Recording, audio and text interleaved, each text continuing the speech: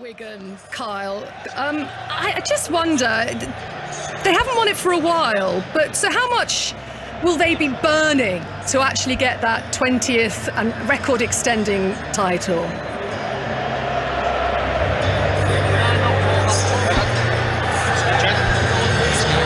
I think it'd be very important indeed, yes, to pick that up, because Wigan are known as the Cup Kings. Have got the history throughout the Cup, and they obviously will be focused upon a victory. But it's almost 70 years since Huddersfield Giants won this, so they've got every reason to perform and every reason to come away with success. Both sets of players just out with the red carpet is there for the officials who are currently meeting those men who are about to play in one of the biggest games of their lives. It's a fantastic atmosphere at the Tottenham Hotspur Stadium. I wonder, Matt, you know, it's a fascinating battle, this one, because these two are actually going sort of hammer and tong as well in the Super League, aren't they? Where do you feel the bragging rights might just rest at the minute? I think it might well go with Wigan, although I was about to kick off there, but I think we're about to have the national anthem, Sonia. Okay. So I will take a very quick break for that one, sorry.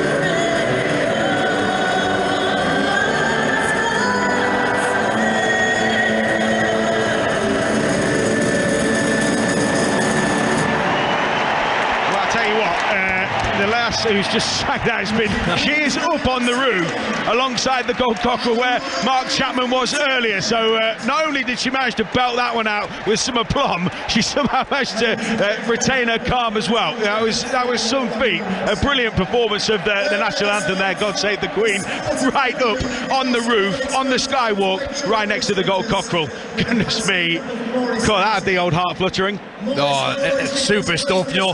Just to echo what John said as well, I've been so impressed with everything about this cup final so far, in and around the ground. You know, the facilities here at Tottenham Hotspur Stadium, it's another level, isn't it, really? And that up there, that's something I've never seen before. Well, we're going to have a 20-second moment of silence for Maurice Lindsay, the former Wigan owner and RFL man. In fact, it's going to be a round of applause instead for those persons who have been lost during the COVID pandemic, and for Maurice Lindsay, the former Wigan owner and Rugby League pioneer.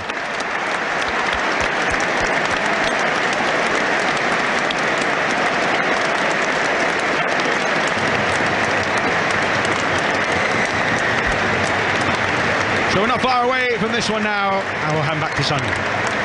Where I think, given there was only about 5 minutes left, we could have a decisive moment in the National League semi-final. Naz Premji. Wrexham 4, Grimsby Town 5. The skipper Luke Waterfall on 118 minutes has headed Grimsby in front in this helter-skelter game. 3 sides of this ground are stunned. 1,200 Grimsby fans are going absolutely berserk. It's Wrexham 4, Grimsby Town 5.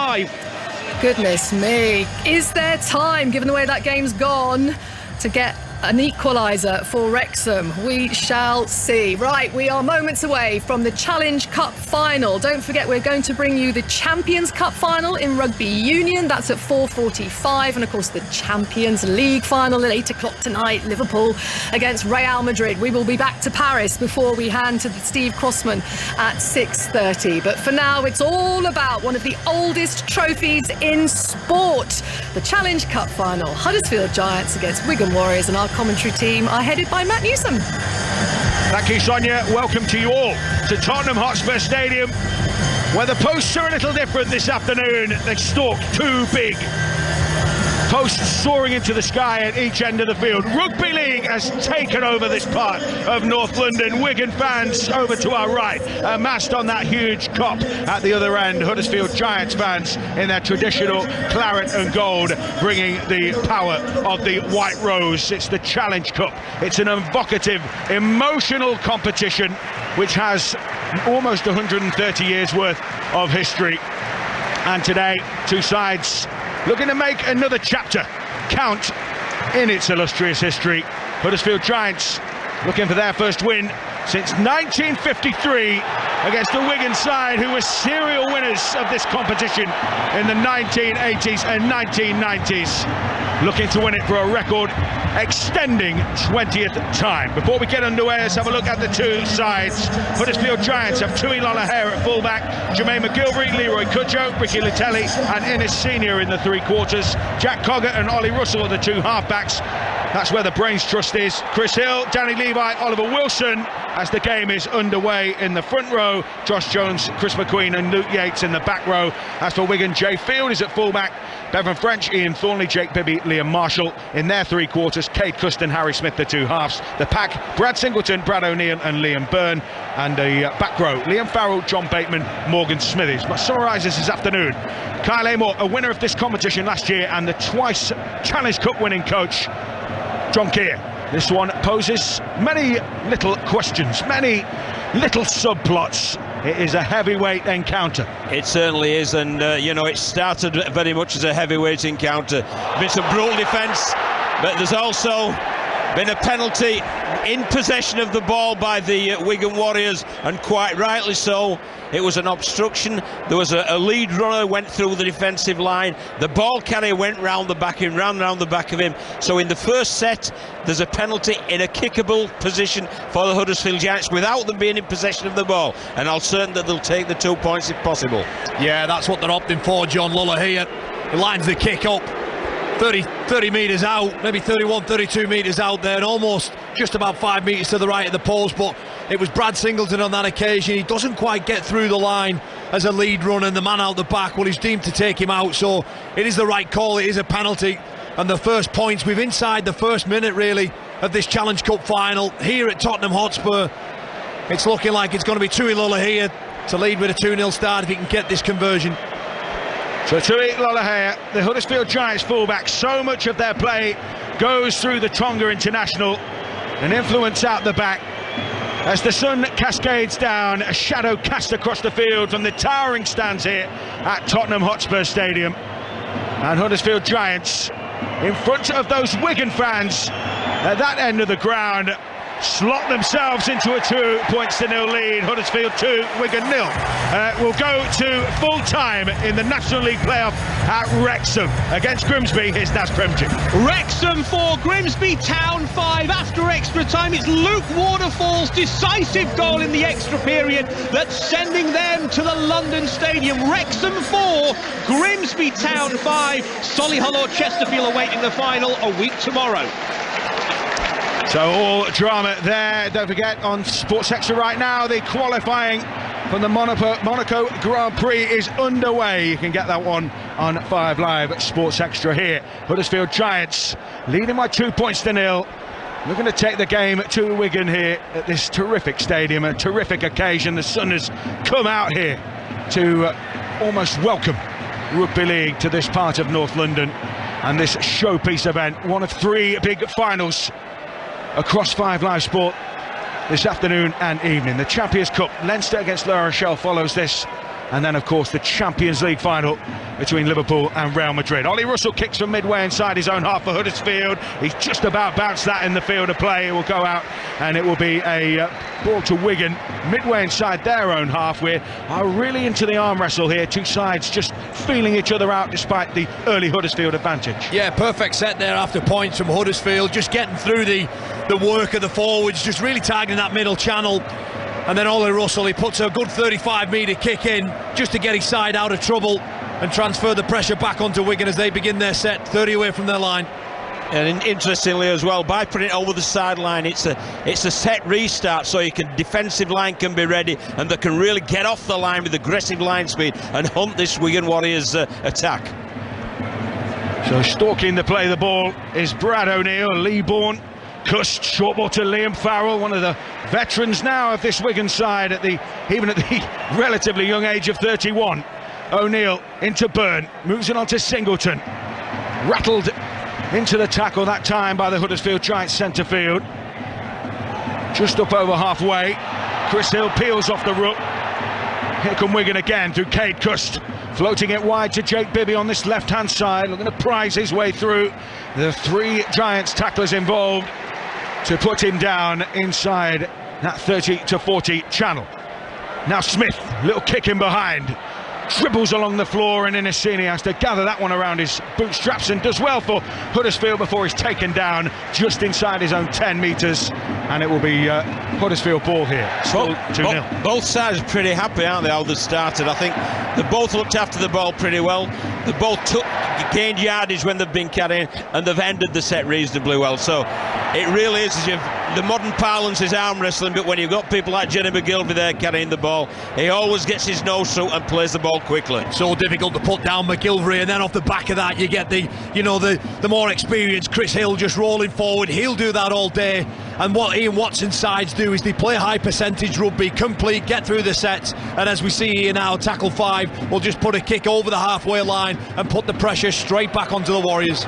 Ollie Russell testing out the skyline there with a big bomb that's brought down by Jay Field, and he's electrifying out of backfield, but the Huddersfield kick chase made sure there was no room for him. Although too eager, they're offside, and we can get a penalty and a chance to jumpstart this set in towards Huddersfield territory. Yeah, that's criminal, that, you know, when you've ended the set so well, and then just to give the Wigan Warriors a piggyback up the field with a penalty. But interesting how they're looking to deal with Field. Obviously they're putting the ball up so that as Field receives the ball, is receiving the defender as well. And they're putting him into corners as well, John, aren't they? One thing you can't do with Jay Field is kick the ball in the middle of the field and allow him to pick wherever he wants to go.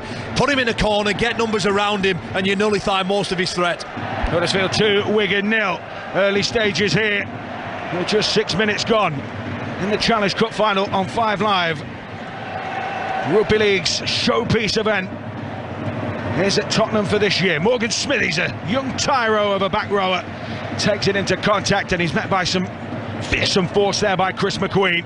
Ball spun to this left-hand side. Jay Field with a kick in behind. Oh, it's just overrun Liam Marshall and out of play, and goes out, and it will be a play the ball to Huddersfield on their own 10 metres. Well, I love, that's the contrast in the two teams. Huddersfield being very methodical, going through the processes, kicking at the end of sets. That was a 3rd tackle kick there from Field, which is a high risk and a low percentage play, and it didn't come off for them at that time. But just a great sign of the contrasting sort of beliefs within the two squads. But just on that there, the width of the pass from Brad O'Neill to Jay Field, it cut 3 or 4 players out, and it gave Jay Field almost a 4-on-3, rolls the kick in behind, but too much weight on that occasion as Huddersfield now, they start the rot, 20 out. Will the nerves be getting to these teams? They look so far as though they've been inspired by the occasion rather than overawed by it, gents. Yeah, no, without doubt. Wigan here, they give away a yardage penalty. That's one apiece now. Perhaps, you know, these early stages of the game, John, you just want to go after, be dominant, be assertive in everything that you're doing without the ball, and on that occasion they just jumped the gun, Wigan there, pressure releaser. It was very much so, and you know, now though, instead of a yardage set, which is hard work for the Giants, they've got one in good ball, and this is when they can really look to ask a question or two of this Wigan Warrior defence. Yeah, they're inside the 30 on the scrum line's right hand side. Levi finds Cogger, moves it on to Wilson. Shock of blonde hair as he charges towards that 20-metre line centre field. Levi turns it back inside to Russell. Now it's Luke Yates, just a ball of energy as he hits that 10-metre line. Tackled that time by Liam Byrne. Levi tries making the running here. Russell with a few dummies as he trickles across. Drifts back inside with Latelli. Huddersfield throwing some shape here. Yeah, almost lost the way there. I think Ollie Wilson misses his roll, and as a result Russell has to dance across the line and then finds Latelli there. The ball moves from right to left, and it's a back down from Liam Farrell. 6 to go. Yeah, McGilvery's rescued it. As you say, this set restart, the tackle count has been touched back to 0, and suddenly... Yeah, as Liam Marshall came out of the line there, he played at the ball, and he had to do because they did have an overlap, and consequently it's a scrum. And another set for the Giants, who were just 14 metres away from the Wigan Warriors line. It's a great opportunity for them. So the Giants setting something up maybe here. Most of their attacking shape is on that left-hand side. Cogger to feed the scrum. And then they held it for a second. Levi, that's where they're going to attack. They've got a 4-on-3 here. Lonergan gets it away to Senior. Oh, he can't quite get it down, and he tries to knock it back, but he's already in touch. Huddersfield looked to go on the outside of Wigan there, and the Wigan defence stood firm. Yeah, well, Lonergan, he floats around the left-hand side of the scrum to create a 4-on-3, but the Wigan defensive line all connected, all knowing what each other's doing, just backing off, and at the right moment, Bevan French gets Senior around the legs, and he has to throw the ball back inside, but in doing so, he throws it out into touch, and that's a chance gone begging there for the Huddersfield Giants, but terrific stuff from Wigan Warriors. Yeah, but I think Ian Watson, Kyle, will be a little disappointed there with the lack of composure, because that was play one, and they started the set 12 metres from the Warriors line, so I honestly feel that it'd been better building pressure through that set. You won't get too many opportunities in these finals. You've got to take them when they come, but I agree, John, you know, spend a bit of time down here, build pressure, repeat set mentality, and just keep robbing and draining the energy off Wigan Warriors, because the more you have to defend your line, the more difficult it gets, and you get paid back later on in the game. There's a crackle of electricity every time either side gets into that danger zone, that 20 metres from the line area, as the Tottenham Hotspur Stadium is full of atmosphere. Harry Smith's kick ricochets up, Kate Cuss brings it down, and Wigan restore possession here. Last one though, the tackle count not reset by referee James Child, refereeing for the first time in this final, by the way. Harry Smith puts up a feather of a kick, and it just swirls and bounces, and it bounces into the hands of Bateman. And Wigan tried to attack here, but it's offside. Well, that was madness, really. Wigan Warriors deciding to kick on play 4. I think it's through Harry Smith, and they get a look, and look, sometimes in finals you need an element of luck go your way. But off that, Kate Cuss gets tackled, and there's a huge towering bomb that Lonergan doesn't want any part of. And he bounces forward, and John Bateman, he's deemed offside, but my word, that was an opportunity there if he'd have just stayed on. That's an element of discipline as well, isn't it, Kyle? Yeah. That, you know, they were all in front of the kicker. He had sat deep to put that towering kick up, and they were all in front, so it made the referee's decision pretty easy. Yeah. And again, that perhaps is getting involved in the emotion of this Challenge Cup, because you have got to get involved in the emotion, but you've also got to have clarity of mind. Yeah, you've got to settle down quickly. The side that does that the most and gets on with the job at hand, they're the ones that sort of end up having a dominant period in the opening stages. And I think it's probably fairness to say that Huddersfield have been at the large part of this opening 11 minutes. Ian Watson will be pretty happy with what he's seen so far. Russell moves it on to Jones, who is like a battering ram down that left side as he is held up 25 out from the Wigan line here. A little bit of testiness developing between the sides. Wigan have got a man down in back play. Kick it behind for Russell. Oh, it just wouldn't fall for him. The bounce just pitched up, wouldn't fall into his breadbasket, and Wigan just about survived, but they will have to drop out here. The ball was tapped behind. They will have to kick from under their own sticks here. Oh, well, it's a super and intelligent kick. He spots Jayfield in the line and just threads the ball in behind it, almost a reverse kick, if you like, along the floor for Ori Russell to chase. And it's terrific escort there by Wigan just to bat the ball dead.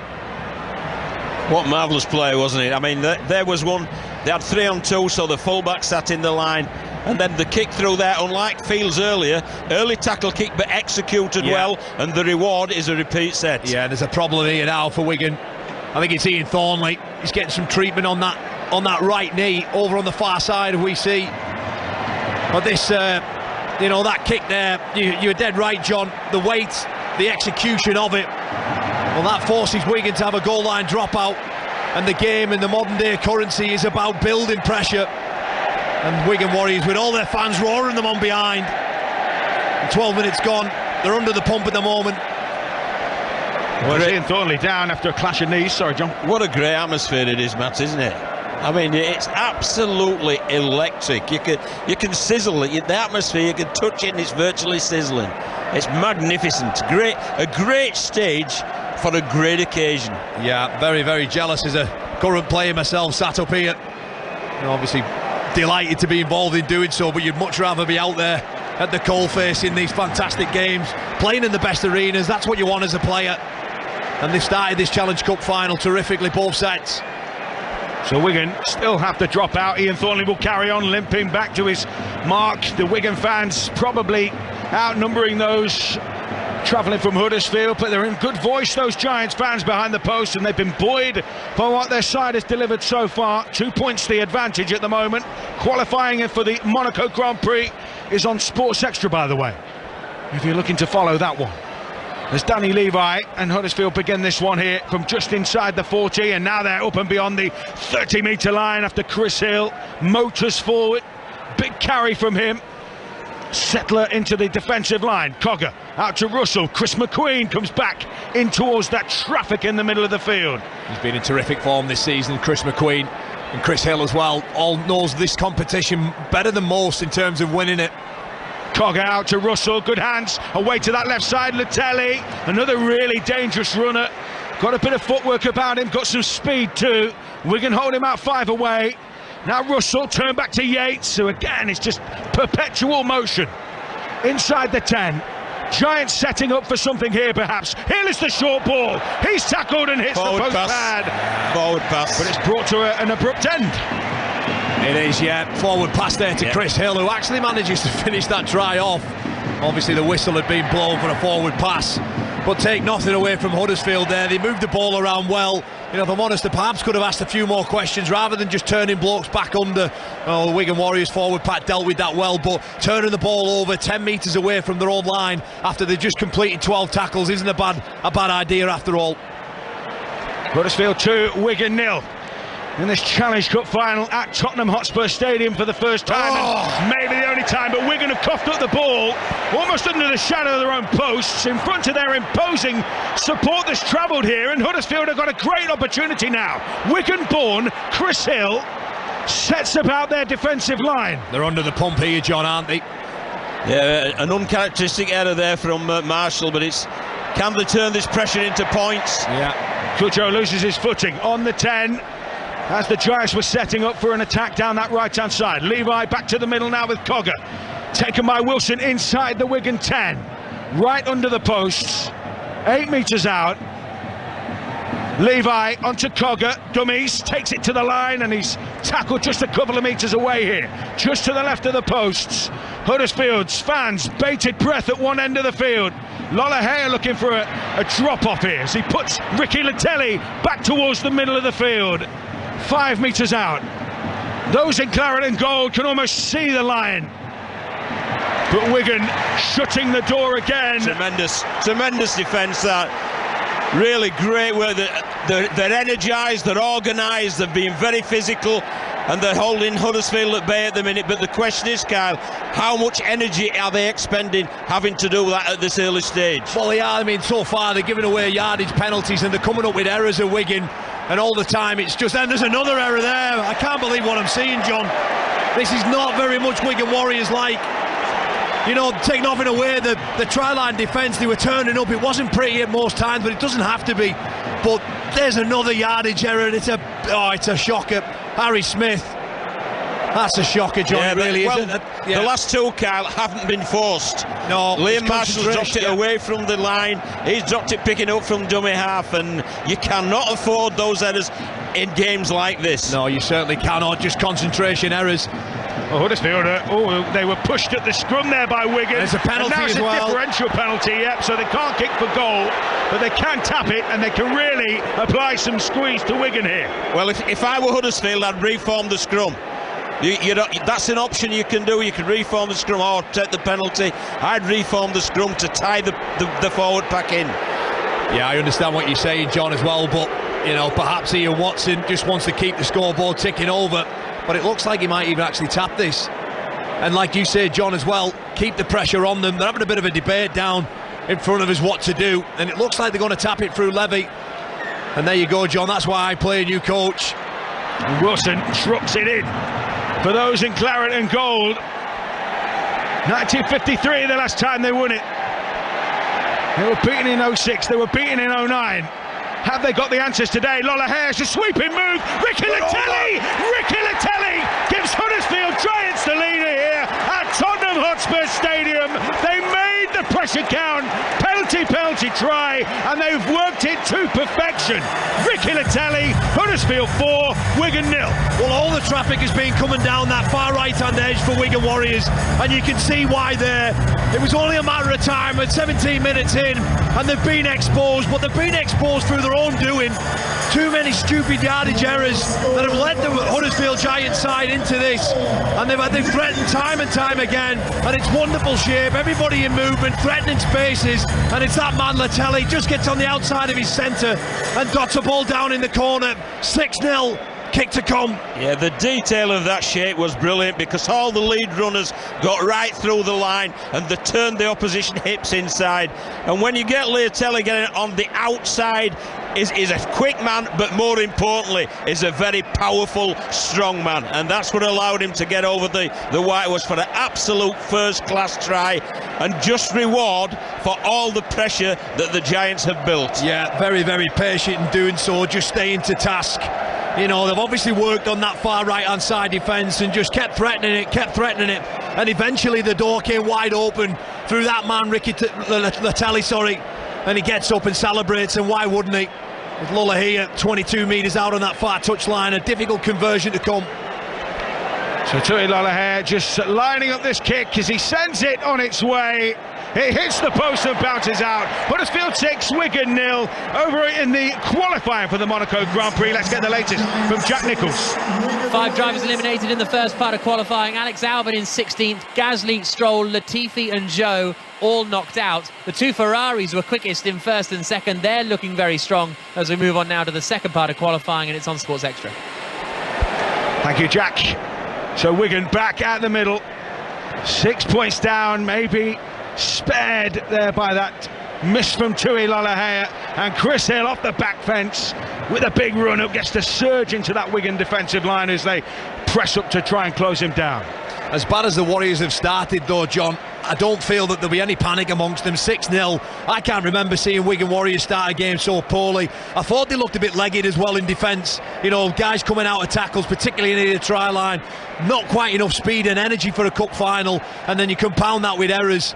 It's important that they just reset, refocus and get themselves back into this contest. Yeah, this is a test of their mental toughness, their resilience, because it hasn't gone well for them by any means at all, but they have got the players out there who they can just, even though they're uncomfortable, they can come through it and be comfortable. So, fascinating period of the game. Ollie Russell puts up the kick. His dad was a Wigan player, of course. Richard played in the 1987 World Cup Challenge, the famous one. There's a Chris Hill is down in back play. Huddersfield Giants, though, really getting into the teeth of this Wigan side. But that would be a big miss. That will be a big miss. He's looking in all sorts of pain. He tried to walk off and then just collapsed on the floor. And this game will probably get stopped after this next tackle, you would imagine. He's struggling, is the big fella. Yeah, Chris Hill, who's had 2 wins, 2 defeats. The signal for an interchange has been made, and Chris Hill's afternoon could well be over here. Well, the referee, the physio's trying to stop the game. Yeah, Wigan fans not happy with the stoppage, but I mean, player welfare perspective, You've got to stop the game when the physio's telling, because it's obviously a serious injury. Yeah. You know, regardless of what the fans think, the players have got to be looked after, and that's all that the Huddersfield physio has attempted to do with Chris Hill. Look, I've played against Chris Hill for a number of years now, and whenever you see a player like that, and I think he knows that his final might be over as he gets up to his feet here. A fantastic player within his right is Chris Hill, and it's a sad sight to see him go away like that. He's the leader of the pack of this Huddersfield Giants. Well, it's an interchange down. It's a key player, part of a leadership group within that Huddersfield side. Not just psychologically, not just the sheer manpower, but it's the psychology of it as well, isn't it? Losing a player of that magnitude. Yeah, you know, it's no coincidence how him, amongst other players being brought in, has took this Huddersfield Giants side to where it is at the moment in the Betfred Super League and in the Challenge Cup final, as he gets replaced here with Joe Greenwood. But You know, 20 minutes in, there's an awful lot of game time left, and if the game comes into the balance, if it's still this score near towards the end, well, you need your biggest and best experienced players out there, John, don't you? Well, Kyle, one of your middle channel needs to be a mix of youth and exuberance and experience. Yeah. And that's your experience gone, because there's Ollie Wilson out there who's very young. Joe Greenwood ain't that old. And if you look at the Huddersfield bench, it's a young bench also. It sure is. Another tricky kick put up by Harry Smith, but What in a his catch. senior came through the crowd and clasped it to his chest as if it was just a knockabout in the park. Well, there was a number of cherry and white jerseys around him, and he climbs higher than anyone else, showing such bravery to take that in. Super take. Huddersfield 6, Wigan 0, 20 gone. First quarter of the game has passed, and it's a narrow advantage for those in claret and gold. Jermaine McGilvery, the winger, the England star, who punches it up through the middle now and up over halfway. Levi now for Huddersfield from acting half into Cogger, delays the pass to Russell, trying to open up that left side of the field. Josh Jones comes into the attack through the middle here. I just feel that Huddersfield just seem to be carrying with a bit more intent, a bit more purpose, really. You know, they just seem to be rolling this Wigan Warriors side down the other end of the field, and as a result, Russell puts a kick in. It's high and hanging. The chase was there. Bevan French does just what Innes Senior did a moment ago. Took control. It was like a goalkeeper commanding his 6-yard box there, wasn't it? Came out, took the ball in and got Wigan on the front foot. It needed to be in that pocket though, that 10-metre pocket from the corner flag. It was just too shallow. And in the following set, somebody's drifted offside again. So this is a bit of respite for the Wigan Warriors. The Cherry and Whites have really been under pressure for the vast majority of this first 20 minutes or so. And that's a big relieving penalty as well, isn't it? It's Wigan's going to be real first opportunity at good ball. You know, they had one earlier where they moved the ball through Jay Field and a bit of an overweighted kick early in the tackle count. But this is a real chance for them to camp down here, build some pressure, spend a bit of time in doing so.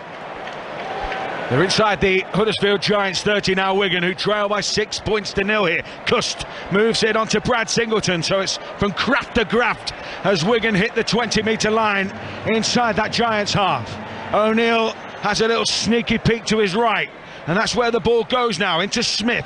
Now to Cust, another playmaker getting his hands on the ball, and again the Huddersfield Giants defenders swarm upon him and cut down his space. Inside the 20, 15 away. Now it'll be plundered forward by Cade Ellis. Then they are inside the 10, just a couple of metres out, back to Field on the 10. Field is well encountered though.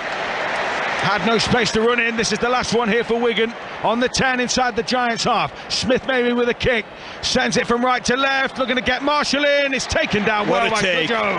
What a take there from Leroy Cudjoe. Absolutely cool as Cupid. There's ice running through his veins, I'm certain. Because there was all sorts of chase pressure coming through from the Warriors, and he just plucked it out of the air. As you said before, Matt, like he was playing in the park on a Saturday afternoon. Leroy Cudjoe, 36, the only survivor from the last time the Huddersfield Giants were in a Challenge Cup final back in 2009. He played that day. He's played in World Cup semi-finals.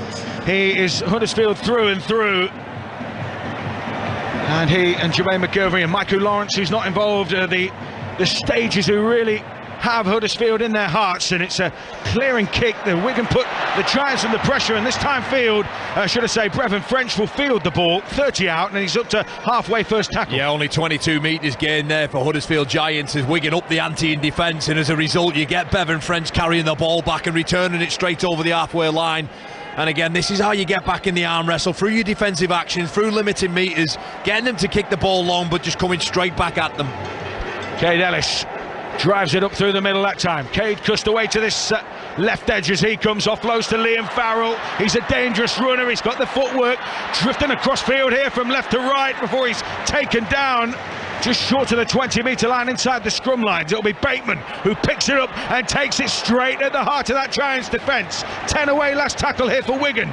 Their fans are believing, their fans are growing in a little bit of confidence here as Harry Smith tries to take on the defence. Flicks it out the back, dribbled forward by O'Neill, and Tuilala Hare at the back, shepherding for Huddersfield before he's taken back behind his own line, and Wigan turn up defensively there.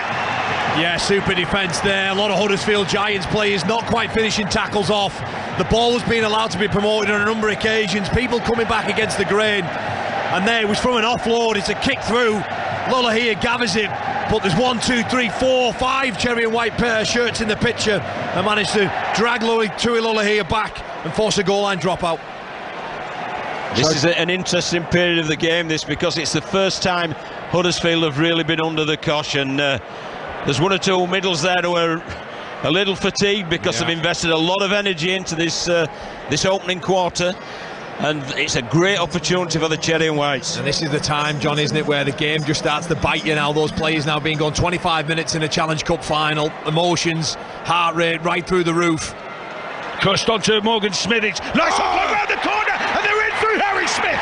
Beautifully worked right from Wigan. A little bit of afters there between him and Lolohea, but Harry Smith, it was all created by the dent into the line by Morgan Smithers. Round the corner offload, and Harry Smith gets the Cherry and Whites jumping and pulls it back to 4 points to 6. Huddersfield 6, Wigan 4. Tremendous try, that one, and you know, in part that's down to Jay Field, because the edge defence really, it got up very aggressively and got up in front of Smithers, and that allowed the push player, the pivot, to push through and support. So it's a great piece of work from Smithers, marvellous from Smith, but it's the presence of Field that forced that edge defence to go up and kill. Oh my word, there, Morgan Smithers did a wonderful little pass, and like all good halfbacks should do, he's push on the outside of everything. But I want to take you back almost 2 sets into that defensive effort there from Wigan when Leroy Cudjoe catches that ball a metre off his own try line. 5 tackles later, they only make 20 metres. Bevan French brings the ball back, they force a goal line dropout, and then off the back of that you get that try. So it's moments like that that get you back into an arm wrestle, get you back into it, and drag your side back into this Challenge Cup final.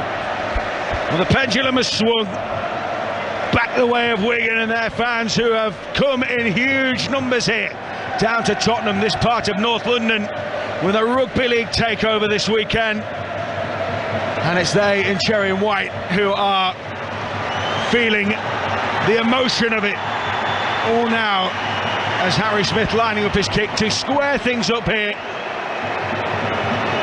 Sends it on its way and just squeezes it in between the sticks. We are all square. Huddersfield 6, Wigan 6. Well, what a great first 26 minutes or so, and that is a marvellous ball from Morgan Smith. He's 2 men in the tackle, got his arms free to the supporting Harry Smith. But Kyle, who would you feel now, which group of players will be feeling the best after this opening 26 minutes or so? John, without doubt, Wigan, you know, they started the game poorly, largely through their own doing, with discipline and errors and penalties, and they've had to ride and handle a bit of toughness there. You know, obviously Latelli got the first crack with the try in the corner.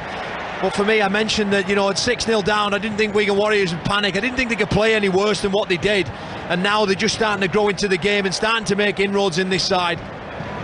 6 apiece then here, Challenge Cup final, European Champions Cup to come. Another Wigan error in sight of their line. The European Champions Cup to come after this. The Champions League final follows that on 5 Live Sport, and of course the qualifying for the Monaco Grand Prix is on Sports Extra right now. We'll keep you across the playoff final in League 2 as well, Mansfield, Port Vale, and the tennis at the French Open. There's plenty going on this afternoon on 5 Live Sport, and in particular this Challenge Cup final, which is finally poised, 6 apiece, giant scrum. Yeah, after they've scored, really you need to be very tidy with your next set, and Wigan haven't been, and that glut of errors that they've had in bringing the ball from their own end has been added to once again.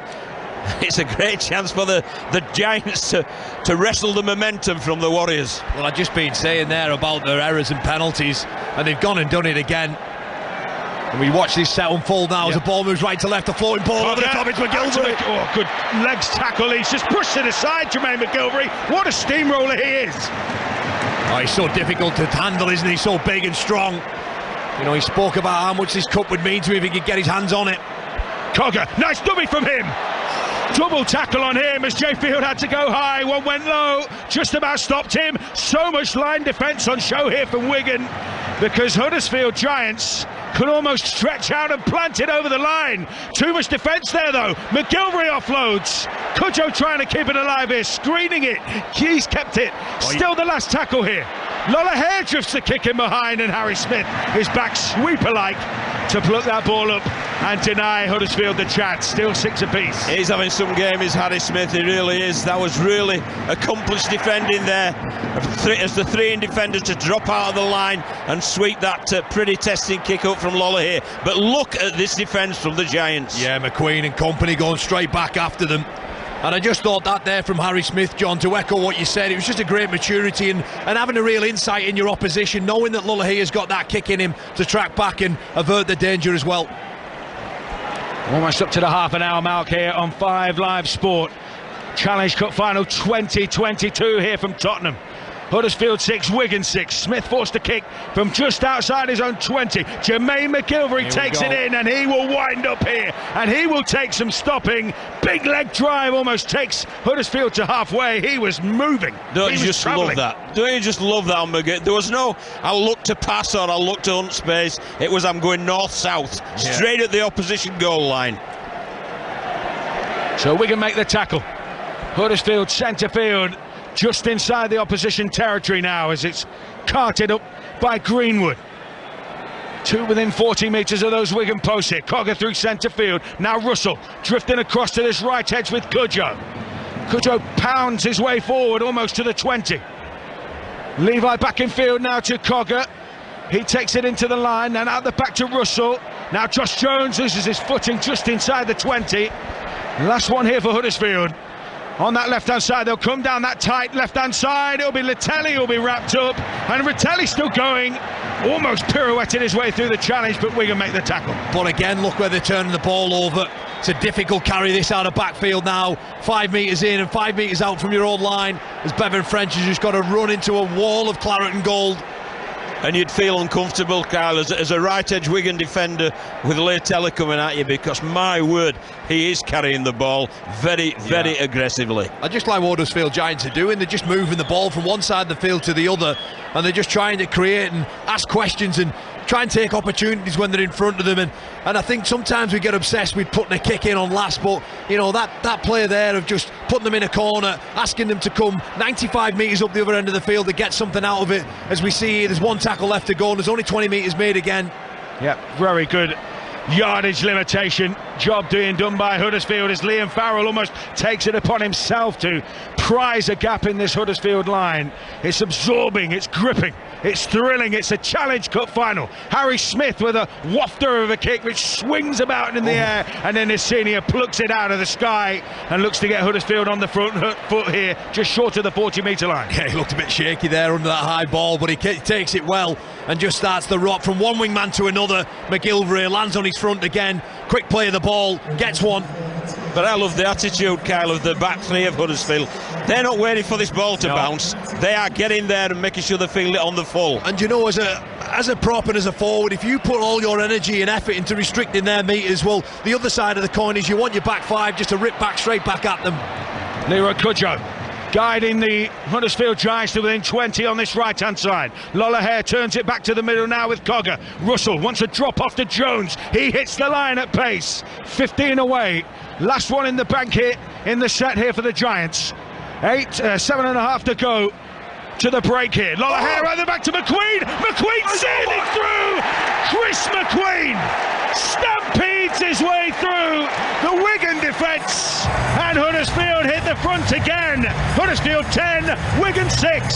Yeah, and it all comes back again. I don't want to sound like a broken record, but Wigan's try earlier came off the back of a wonderful set of 6 defensively. But Huddersfield Giants have just done exactly the same. They turned the ball over 5 metres away from their own line, went after them, restricted the metres.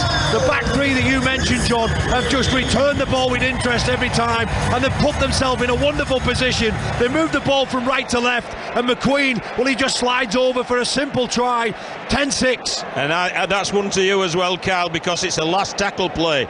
It wasn't just the orthodox, let's put the kick in. They realised they'd got the numbers on. They trusted the skill to put it through hands and challenge them. And the end result was a great try from Chris McQueen. Yeah, just watching that back on replay there, it's only a little subtle thing that Cogger does. He shapes the kick and then almost dummies the kick and passes the ball, and it just makes every one of them edge defenders of Wigan just rock onto the heels, and when you do that, you're in all sorts of trouble. Chris McQueen just had the coolness, the calmness. He even sold Liam Marshall for a dummy as he burst his way through on that right-hand side, and now Tui Lolohea with the job of trying to turn 4 into 6, quite literally in terms of the score and in terms of the lead as well. Well, look, we don't have stats in front of us, but I'd love to know the amount of tackles that Wigan Warriors have had to do so far, and particularly where they've had to do them as well, John. You know, a lot of them, as we're looking at the screen now, almost on the halfway line, has all been to the right of us, hasn't it? Lolohea pulls that across the face, so we can't turn 4 into 6, and it is a 4-point ball game. Huddersfield 10, Wigan 6, with just under, should I say, over 5 to the break here. And I totally agree with you, Kyle, that they'll be feeling stressed, will the Wigan team, because they've had loads of desperate defence to do on your own line. When you've got to concentrate, you've got to move, and ultimately in the fullness of the 80 minutes, it does take it out of your legs towards the end. With a Chris Hill down, Huddersfield, and they're certainly surviving in spite of that at the moment, more than surviving. 10-6 the lead here. Qualifying for the Monaco Grand Prix is on 5 Live Sports Extra at the moment, but here on 5 Live Sport, the Challenge Cup final from Tottenham Hotspur Stadium.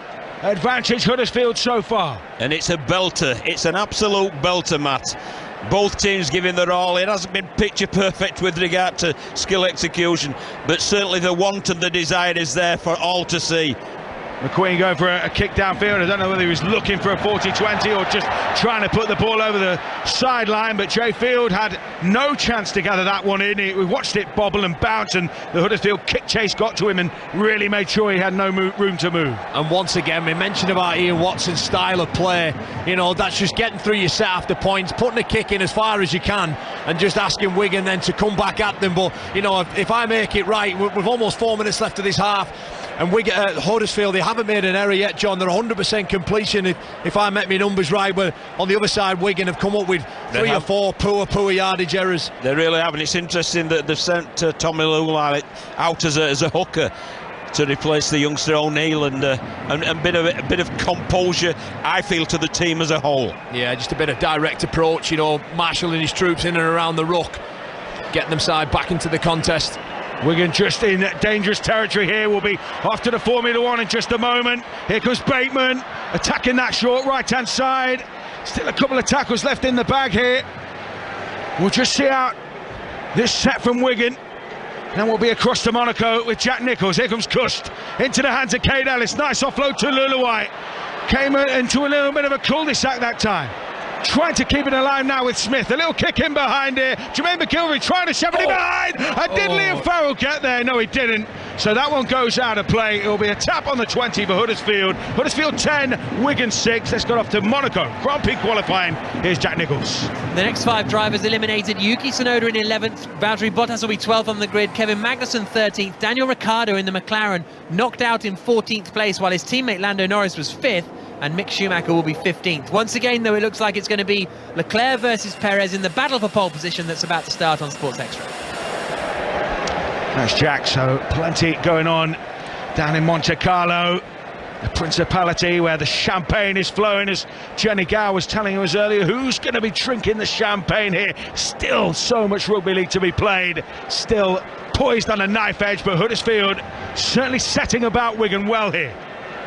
There's a good solid line there from Joe Greenwood. They haven't hit too many of the lead runners. A lot of the Huddersfield Giant stuff's been out the back, and they're just asking questions again. I've loved everything about what they've done with ball in hand. Huddersfield being so patient, and when the opportunities have come, they've taken them. Would you take a point here, Kyle? Because 2 minutes to half time. Well, I don't know about that. It doesn't really do too much, though, does it? Lolohea throws to Latelli, again being used as that weapon on that left-hand side. The missile into the defensive line. He's held up, but again they're turning over in the corner. Once again, you know, it's just carbon copy. Keep repeating this process now. The more they do of this, the more it's asking Wigan to come up with something, John, isn't it? You know, if they just keep, you know, getting through the sets, completing high, turning the ball over in the corner, but having the application and discipline and energy in your defence, well, you know, eventually you'll go on and win the game.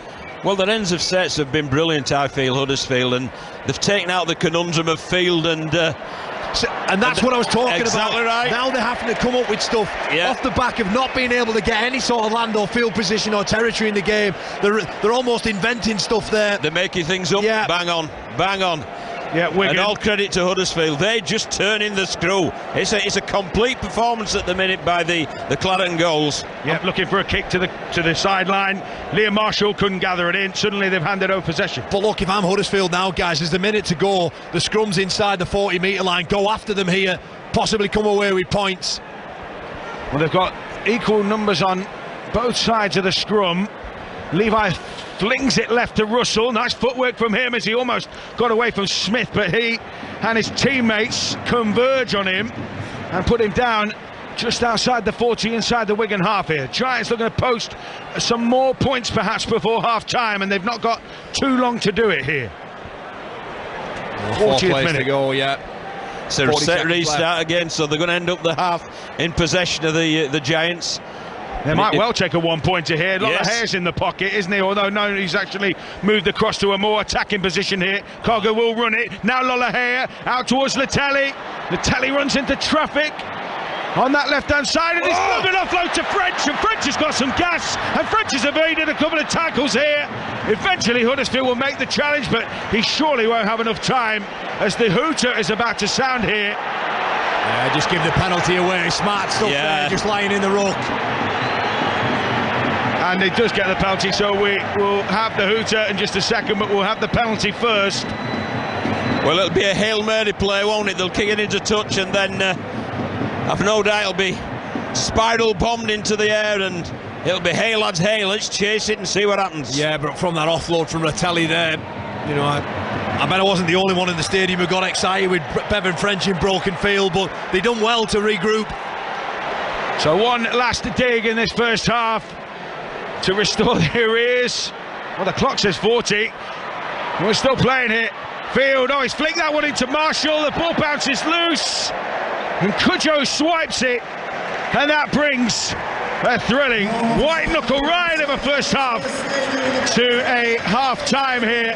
Huddersfield Giants 10, Wigan 6. A quick summary from the pair of you. Oh, tremendous half there. You feel that Huddersfield really have dominated the half. They've forced Wigan to play how Wigan don't want to play, and they've rightly shaded it on the scoreboard, but it's still all to play for. Yeah, 10-6, there's nothing really between them in terms of points, but that doesn't really tell the whole story. I think Wigan Warriors, it's as bad as I've seen them start to a game. They managed to get back into it through a try through Smith to bring the scores to 6-6, but once again it was errors and penalties that put themselves under too much pressure, and Huddersfield Giants have been patient with the ball and took their opportunities when they had them. Half time then, Huddersfield 10, Wigan 6. As close and as hard fought as we expected, Sonia. Yeah, it's cracking games so far. John Keir, I wonder, Huddersfield was supposed to be the underdogs. What underdogs? Well, they're not playing like underdogs, that is for certain. They're playing like an accomplished side who are used to getting to finals and competing in finals, and I think they've been sensational. And with Kyle, it's 10 points to 6, but it very, very easily could have been a couple of scores away from the Warriors. So they'll be heartened by the fact they're still in there, but Huddersfield will be heartened how well they've controlled the game. Yeah, Carl, Liam Farrell's just done a quick TV interview. He then trots down to the tunnel to the dressing rooms. What have Wigan got to do now? I mean, obviously cut out the errors, clearly, but I wonder why we're seeing so many errors as much as anything from Wigan.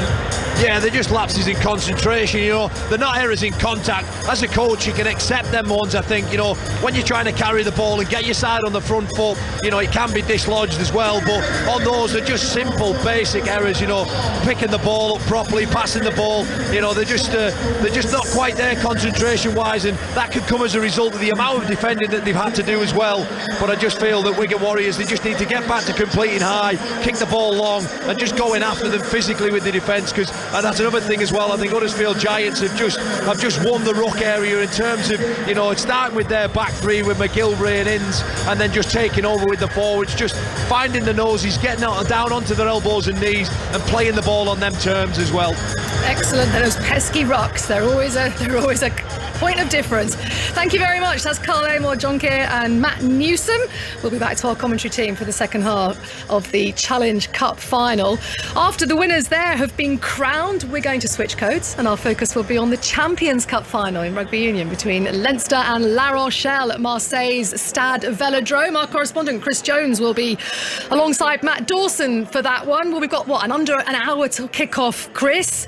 What about the build-up to this one then? Yeah, build-up, very much building up. You can see the players have arrived and the warm-up's underway. And I think the whole city of Marseille has been looking forward to this for years, quite literally. It was 2020, these finals were meant to first be in this great rugby city, but now here they are in 2022. And a fascinating game. We spoke about it on Thursday night and earlier in the show. The narratives that are laced around this fixture, whether it's O'Gara against Sexton, Stuart Lancaster's involvement as Leinster senior coach, looking for his 6th trophy in just his 6th season in Dublin, and Leinster looking for that 5th star above their badge, and La Rochelle for their first major trophy. So much at stake, which you would expect in a European Champions Cup final. Yeah, when you've got Leinster against La Rochelle, it's almost easy to overlook actually Stuart Lancaster's role in this and what he's done with this Leinster team after the disappointment of England.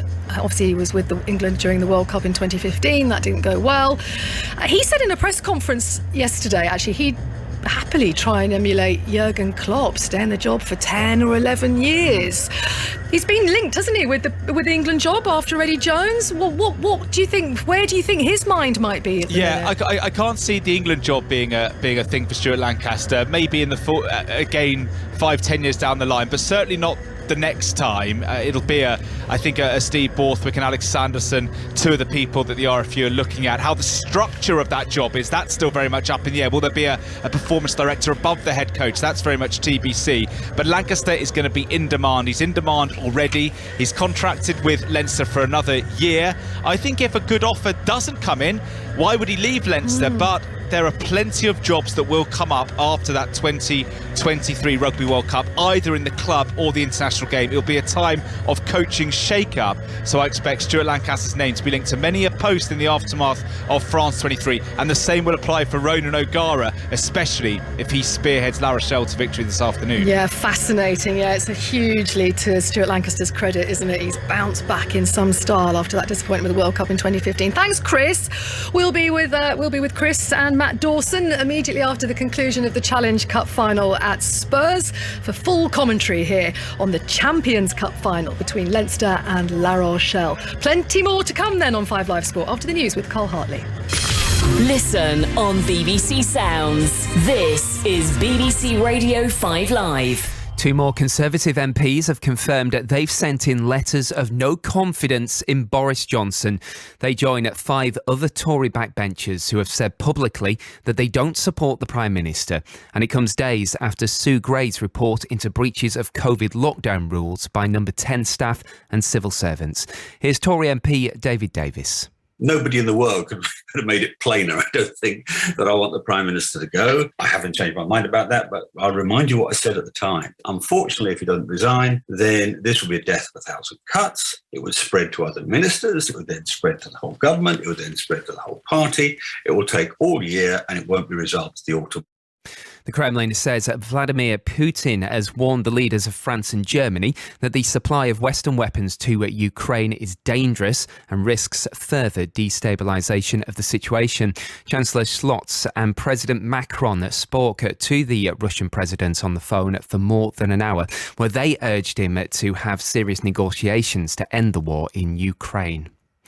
EasyJet says it will cancel around 240 flights from Gatwick over the next week and a half. It's apologised for the late notice, but said the cancellations are necessary to ensure its other services remained reliable over the half-term holiday. The Sun newspaper's travel editor is Lisa Minow. EasyJet, like many other airlines throughout the pandemic, faced no income at all, billions of pounds of outgoings, and they took the decision to make a lot of staff redundant. Now, those staff they perhaps imagined were going to come back when, the schedules came back up and travel was once again possible. But those staff have perhaps actually found other jobs. It's not a highly paid industry, and the hours are really antisocial. Well, there's also big queues this afternoon at the Port of Dover and long delays at London St Pancras as people try to get away for the half-term break and to watch the Champions League final in France. And firefighters are tackling a major fire on board a huge super yacht at Torquay Marina. The town's seafront has been cordoned off and the beach evacuated as emergency services tackle the blaze on the 85-foot vessel. There's a picture on the BBC News website. This is 5 Live Sport with Sonia McLaughlin. Yeah, and welcome back to the programme. Huddersfield Giants leading Wigan Warriors 10-6 at half-time in the Challenge Cup final. We'll be back for a second half commentary very shortly. But let's check in at Roland Garros for the latest from the French Open. Iga Swiatek, Daniel Medvedev, they're already safely through to the last 16. So Russell Fuller, who are you watching at the minute? Well, it's turning out to be a very good afternoon for Iga Swiatek in particular, Sonia, because the only other two members of the top 10 that were in the draw along with her heading into the third round have been beaten. Aryna Sabalenka, the 7th seed, has gone out to Camilla Giorgi of Italy, and Paula Badosa, the 3rd seed from Spain, has had to retire with a knee injury when a set down in her match against Veronika Kudermetova. On court in front of me at the moment, it looks like it'll be the end of Gilles Simon's Roland Garros career. The 37-year-old from France retiring at the end of the season. He trails Marin Cilic by 2-0 and now by 3-1. Thank you, Russell. It's an East Midlands derby in the T20 Blast. Leicestershire against Derbyshire. Nikesh Ragani has the latest. Yeah, and Leicestershire's chase just about to get underway. 160 is the target. That after Derbyshire posted 159 for 5 from their 20 overs. They were 52 for 1 just before the end of the power play finish. So a good comeback by the Leicestershire bowlers. Shan Masood, the new captain, top scoring with 53. Rehan Ahmed, the England leg spinner, under 19 cricketer, bowling very well for the home side. So 160 the target. Leicestershire just about to get their reply underway. Meanwhile, over in Chelmsford, New Zealand, ahead of the first test match against England next week at Lords, are taking on a first-class counties 11. New Zealand had a torrid time with the bat early on, just 148 all out. It means the target for the first-class counties 11 is 264, and at tea on day 3, they've reached 26 without loss, with captain Dom Sibley still there unbeaten on 10. So 264 the target. That first test against England gets underway at Lords next Thursday. At 6:30, Steve Crossman's going to be here with all the build-up to the Champions League final as Liverpool take on Real Madrid. Chris Warburton is putting quite a shift in, actually, in Paris. Bringing us all the atmosphere in the build-up to that massive, massive game. Have you had the lightning seeds yet? We have. They were spectacular, Sonia. I'm doing my bit, I don't mind. Hearing Russell, actually, at Roland Garros, just checked on Google Maps. He's 7 miles from us on the other side of the city. It's a party where we are. It's a massive, sweltering hot party in the sunshine. An enormous, endless crowd of red, tens of thousands of Liverpool fans. We have had the lightning seeds. I saw Ian Brodie, hopefully going to be on breakfast tomorrow morning. We had Jamie Webster on stage. You can hear him in the background. We had a chat with Sir Kenny Dalglish earlier on in the programme from here. And almost everyone I've spoken to, Sonia, seems confident about tonight, including this guy, one of the superstars of UFC, Paddy the Baddy Pimblett, him with the haircut. He's a megastar these days and a massive Liverpool fan. It's great, lad. This is what we live for as Liverpool fans. We can't wait for this. I can't wait. I'm proper looking forward to it. I'm not nervous at all. I was very nervous on Sunday going into the last league game of the season, knowing how good City are, but this game I'm not nervous. I've got full confidence in our team. I think we're going to win like 4-1. Wow, come on. Bold statements, lad. That is a bold statement, man. Last time I said one of them, I said we beat Inter 3-0 at home and we got beat 1-0. But I think tonight Salah's going to turn up. And he's going to score 2, maybe 3.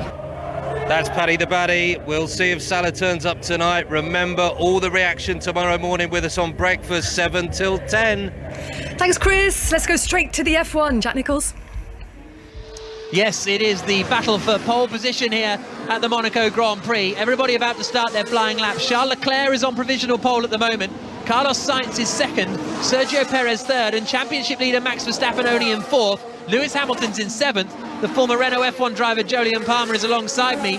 Leclerc not very happy on the team radio there, just not happy with when he's been sent out onto the track. Yeah, agitated. He had nice clean track for the first run, but he hasn't now. And he's got enough time to try and sort it out. Less than 2 minutes left on the clock, but it's basically going to boil down to one flying lap. And at the moment, he's got just over 2 tenths to his nearest rival, which is also his teammate. George Russell goes 6th fastest for Mercedes, 3 tenths slower than Lando Norris. The McLaren drivers put in an excellent lap to be 5th provisionally, but it's about the battle for pole. Leclerc is going to be the first driver across the line.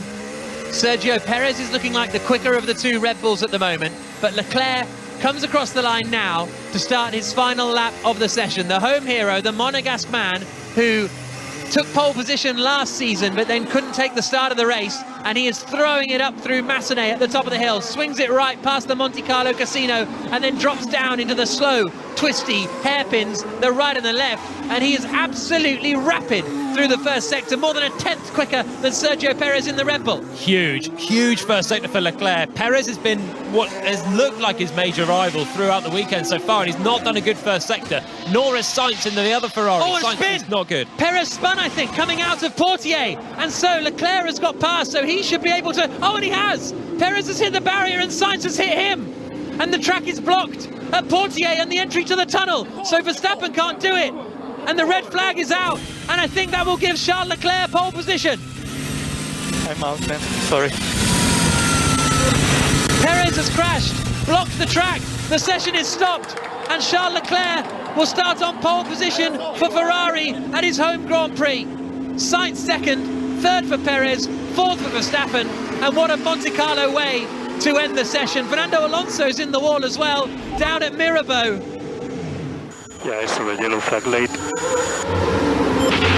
So Perez has crashed out, Sainz has then hit him, Verstappen's road is blocked, Alonso's in the wall, but Leclerc will be on pole. Carnage. Last year it was Leclerc causing the blockage and he was on pole but couldn't take it. This year it's practically everyone else that's caused the carnage, which has given local Monegasque driver Charles Leclerc pole position. He's absolutely deserved it. He's been clear of the field really in this hour, and it was the easy way in the end. Yeah, exactly. Almost the opposite to last year, wasn't it? And no one else was really troubling him either. He was absolutely launching into a flyer as Perez behind was a couple of tenths down in the first sector. Sainz wasn't hooking it up either and then hooked Sergio Perez's stricken Red Bull. Verstappen was actually looking like the major threat. Come on! That last lap was... I don't know if everyone was improving that much, but it felt good. That's Charles Leclerc, happy with his last lap, happy with pole position, where he will start tomorrow afternoon for the Monaco Grand Prix. We'll have full reaction to the qualifying available in the Checkered Flag podcast a little bit later on. Sonia. Excellent. Yeah, we've got live commentary of that race in Monaco from 2 o'clock tomorrow on 5 Live Sport. Significant pole for Leclerc, considering he's just second in the drivers' standings, just 6 points behind Max Verstappen. So he will start at the very front of the grid. Now, if you've just tuned in, we've already had some extraordinary playoff drama. Grimsby winning 5-4 away at Wrexham in the National League semi-final. All eyes now on Wembley and the League Two playoff final between Mansfield and Port Vale. Aaron Paul is there. Yeah, Mansfield 0, Port Vale 0. The race for League One very much on the final straight. These two have talked the talk. It's now time to walk the walk. Mansfield have a load of experience in their starting 11. James Perch is in defence. John Joe O'Toole in the midfield, with forward pairing Rhys Oates and Jordan Barry leading by, whilst Matty Longstaff, a surprise signing from Newcastle in January, keeps his place. Port Vale, they're unchanged from the side that beat Swindon on penalty. 6.5 minutes gone here at Wembley. It's Mansfield 0, Port Vale 0. And from Wembley, not too far to the Tottenham Hotspur Stadium, where Huddersfield lead Wigan 10-6. Second half just underway in the Challenge Cup final. Matt Newsom. Cheers, Sonia. Yep, back underway. Just a couple of seconds gone. Still no change to that first half score. Huddersfield 10, Wigan 6. Huddersfield going through the gears here in midfield to try and take on this Wigan side. What do you think the team talks would have been respectively alongside me for this one, John Keir and Kyle Amor? Well, I'll start with Matty P. Obviously, he knows that, I believe his side couldn't possibly play any worse. So, a lack of respect for the ball, a lack of respect for discipline and detail, and they're still only 10-6 behind. So for them, they'll know that if they can get through their sets, complete, attack their attack, they'll get themselves back into this. And for Ian Watson, I think it's just more of the same. Yes, please. So Jay Field picked out by that swinging pass infield from Bevan French, and Jay Field, who is always going to be the subject of attention, such an X-Factor player. Huddersfield have hunted him and they've found him pretty much every time. Well, that's been a factor of the Huddersfield Giants performance, hasn't it? I think the chase of the kicks has been absolutely phenomenal. It's been a full line. The middle unit players have been getting involved as well, and it's just left Field and French with nowhere to go. Well, it's just attention to detail, John, innit? We've seen the Wigan Warriors first set with ball in hand coming off their own try line, and they give away a penalty through the lack of detail. Conversely with Huddersfield Giants, they've nailed every single role as they get under trouble here, though. Yeah, Bevan French released down this right-hand side. It's got so much space. It's got Field inside, and Jay Field will score.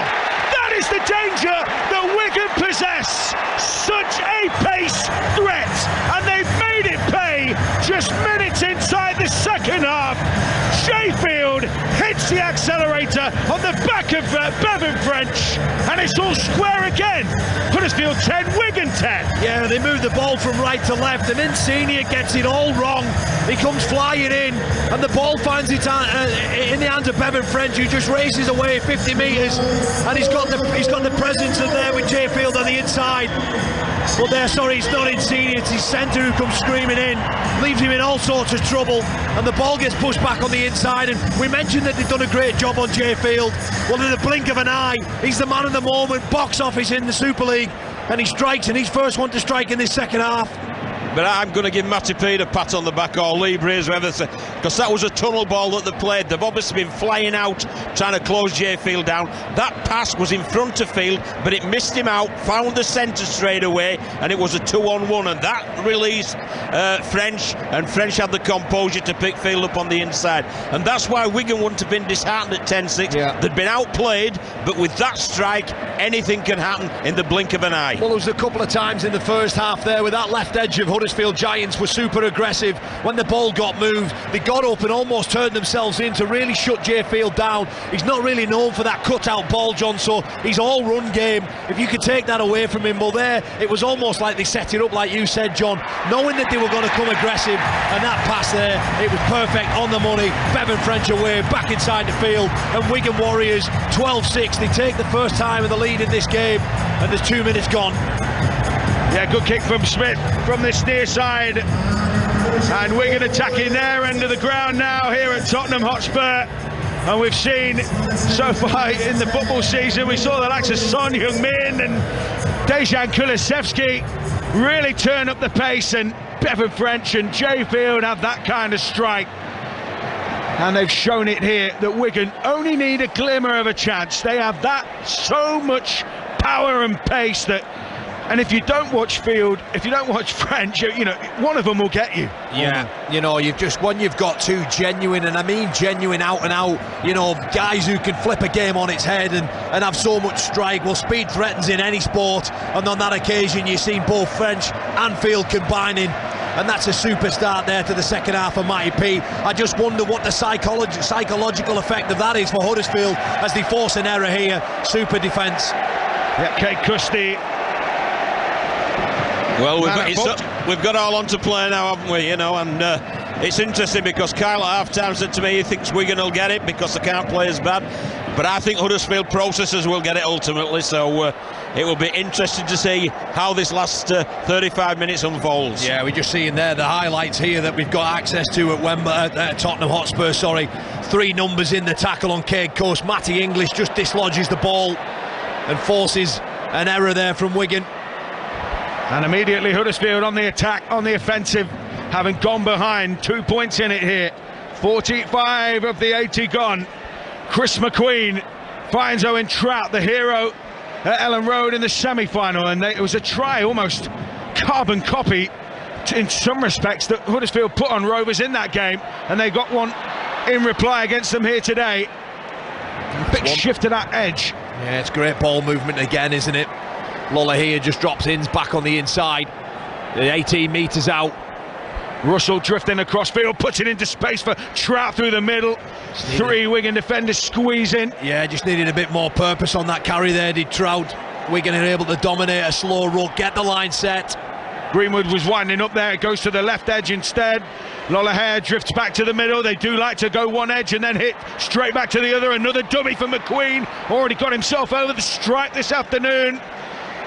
12 points to 10, Wigan lead here. Huddersfield on the attack, last tackle. Lola with the offload, they've kept it alive through Cogger.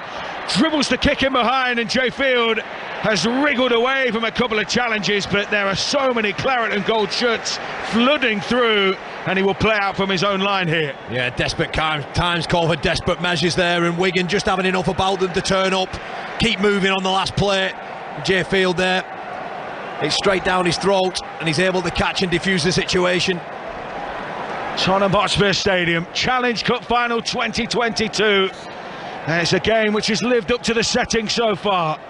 Champions Cup final in rugby union to come. Leinster against La Rochelle that follows this, and then after that, Liverpool against Real Madrid from Paris, and Kyle Amor will no doubt have his eyes and ears on that one. Sure will.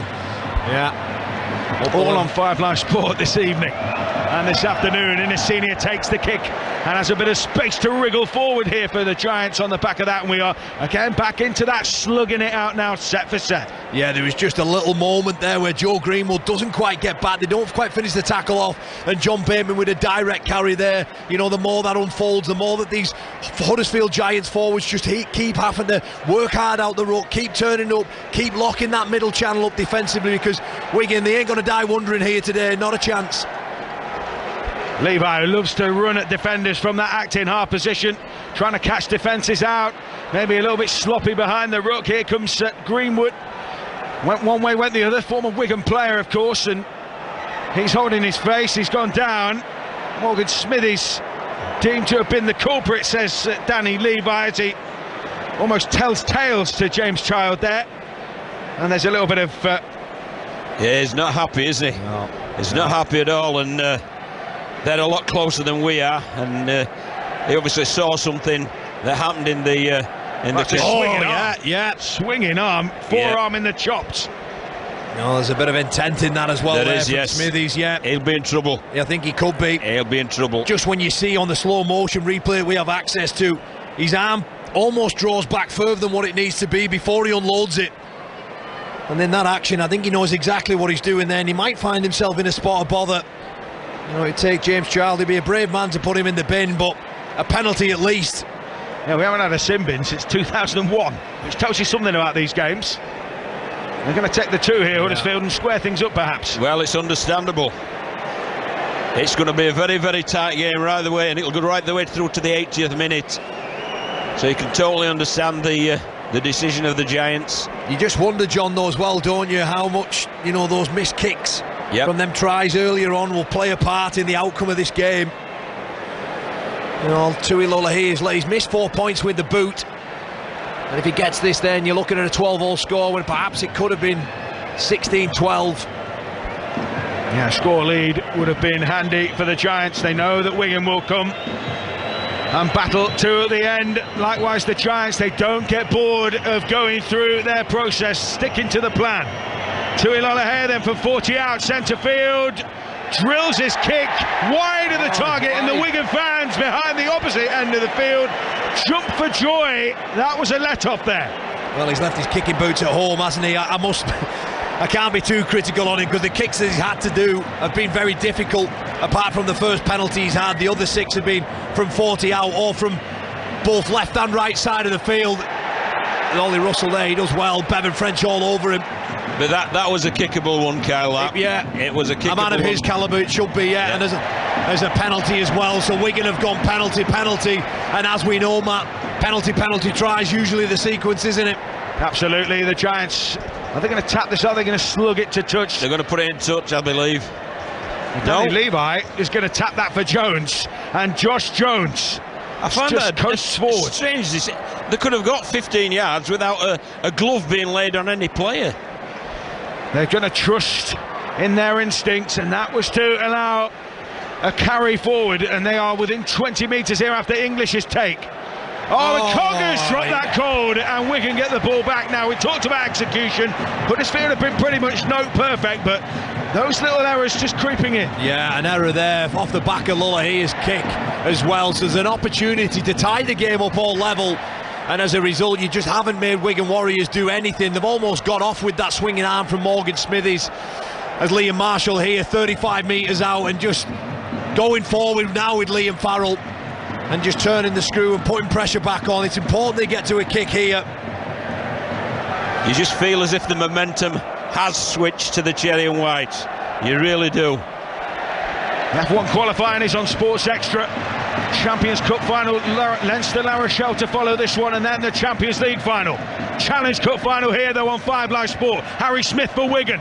trying to extend their lead as he takes them just above over the 20. Joe Greenwood's out on his feet here. He can't get back. He's fallen off tackles. Cust with a kick to the left corner. Hearts are pounding as McGilvery takes it in. What a catch. And they will have to drop out. He was just in the field of play. Had he been a couple of centimetres back behind the line, that would have been a tap on the 20 in a 7-tackle set.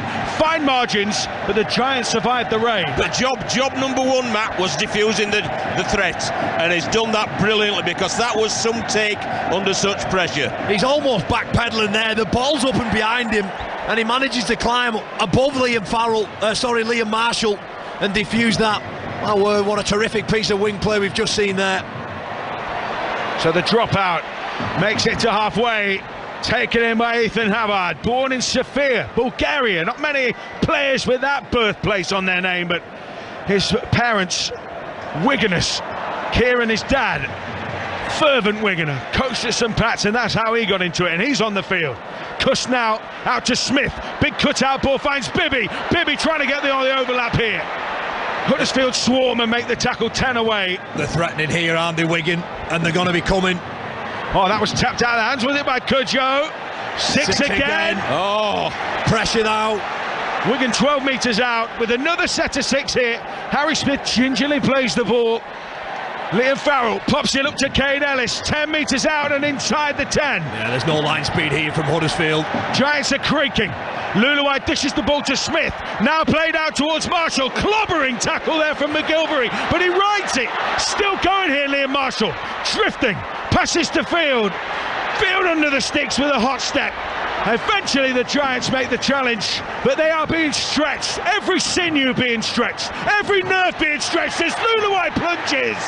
Just held up outside the line. He hasn't played the ball. And they've cocked that one up, have Wigan, right in front of the Huddersfield post. Defensive pressure and intensity was maybe key to it, but Wigan have just let their finger off the pressure valve there. Well, the most experienced man on the field there, he has a dart from 5 metres and almost gets it down on that far left post, and in the act of doing so, he knows he's side in the ascendancy and he plays the ball too quick. We've had a goal at Wembley. Aaron Paul. Mansfield 0, Port Vale 1. Just moments after hitting the foot of the post, Cian Harrott has put Vale ahead.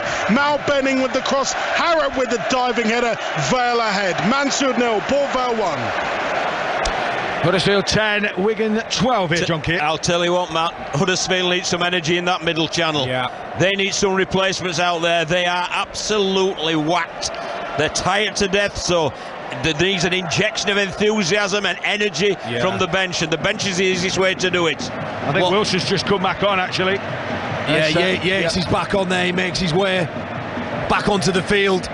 But Chris Hill, you know, this is where you miss him now, isn't it? He's so used to playing 50, 60 minutes a week, and you're asking those young kids now, well, you know, if they can go on and get this victory, my word, they'll remember it for the rest of their lives.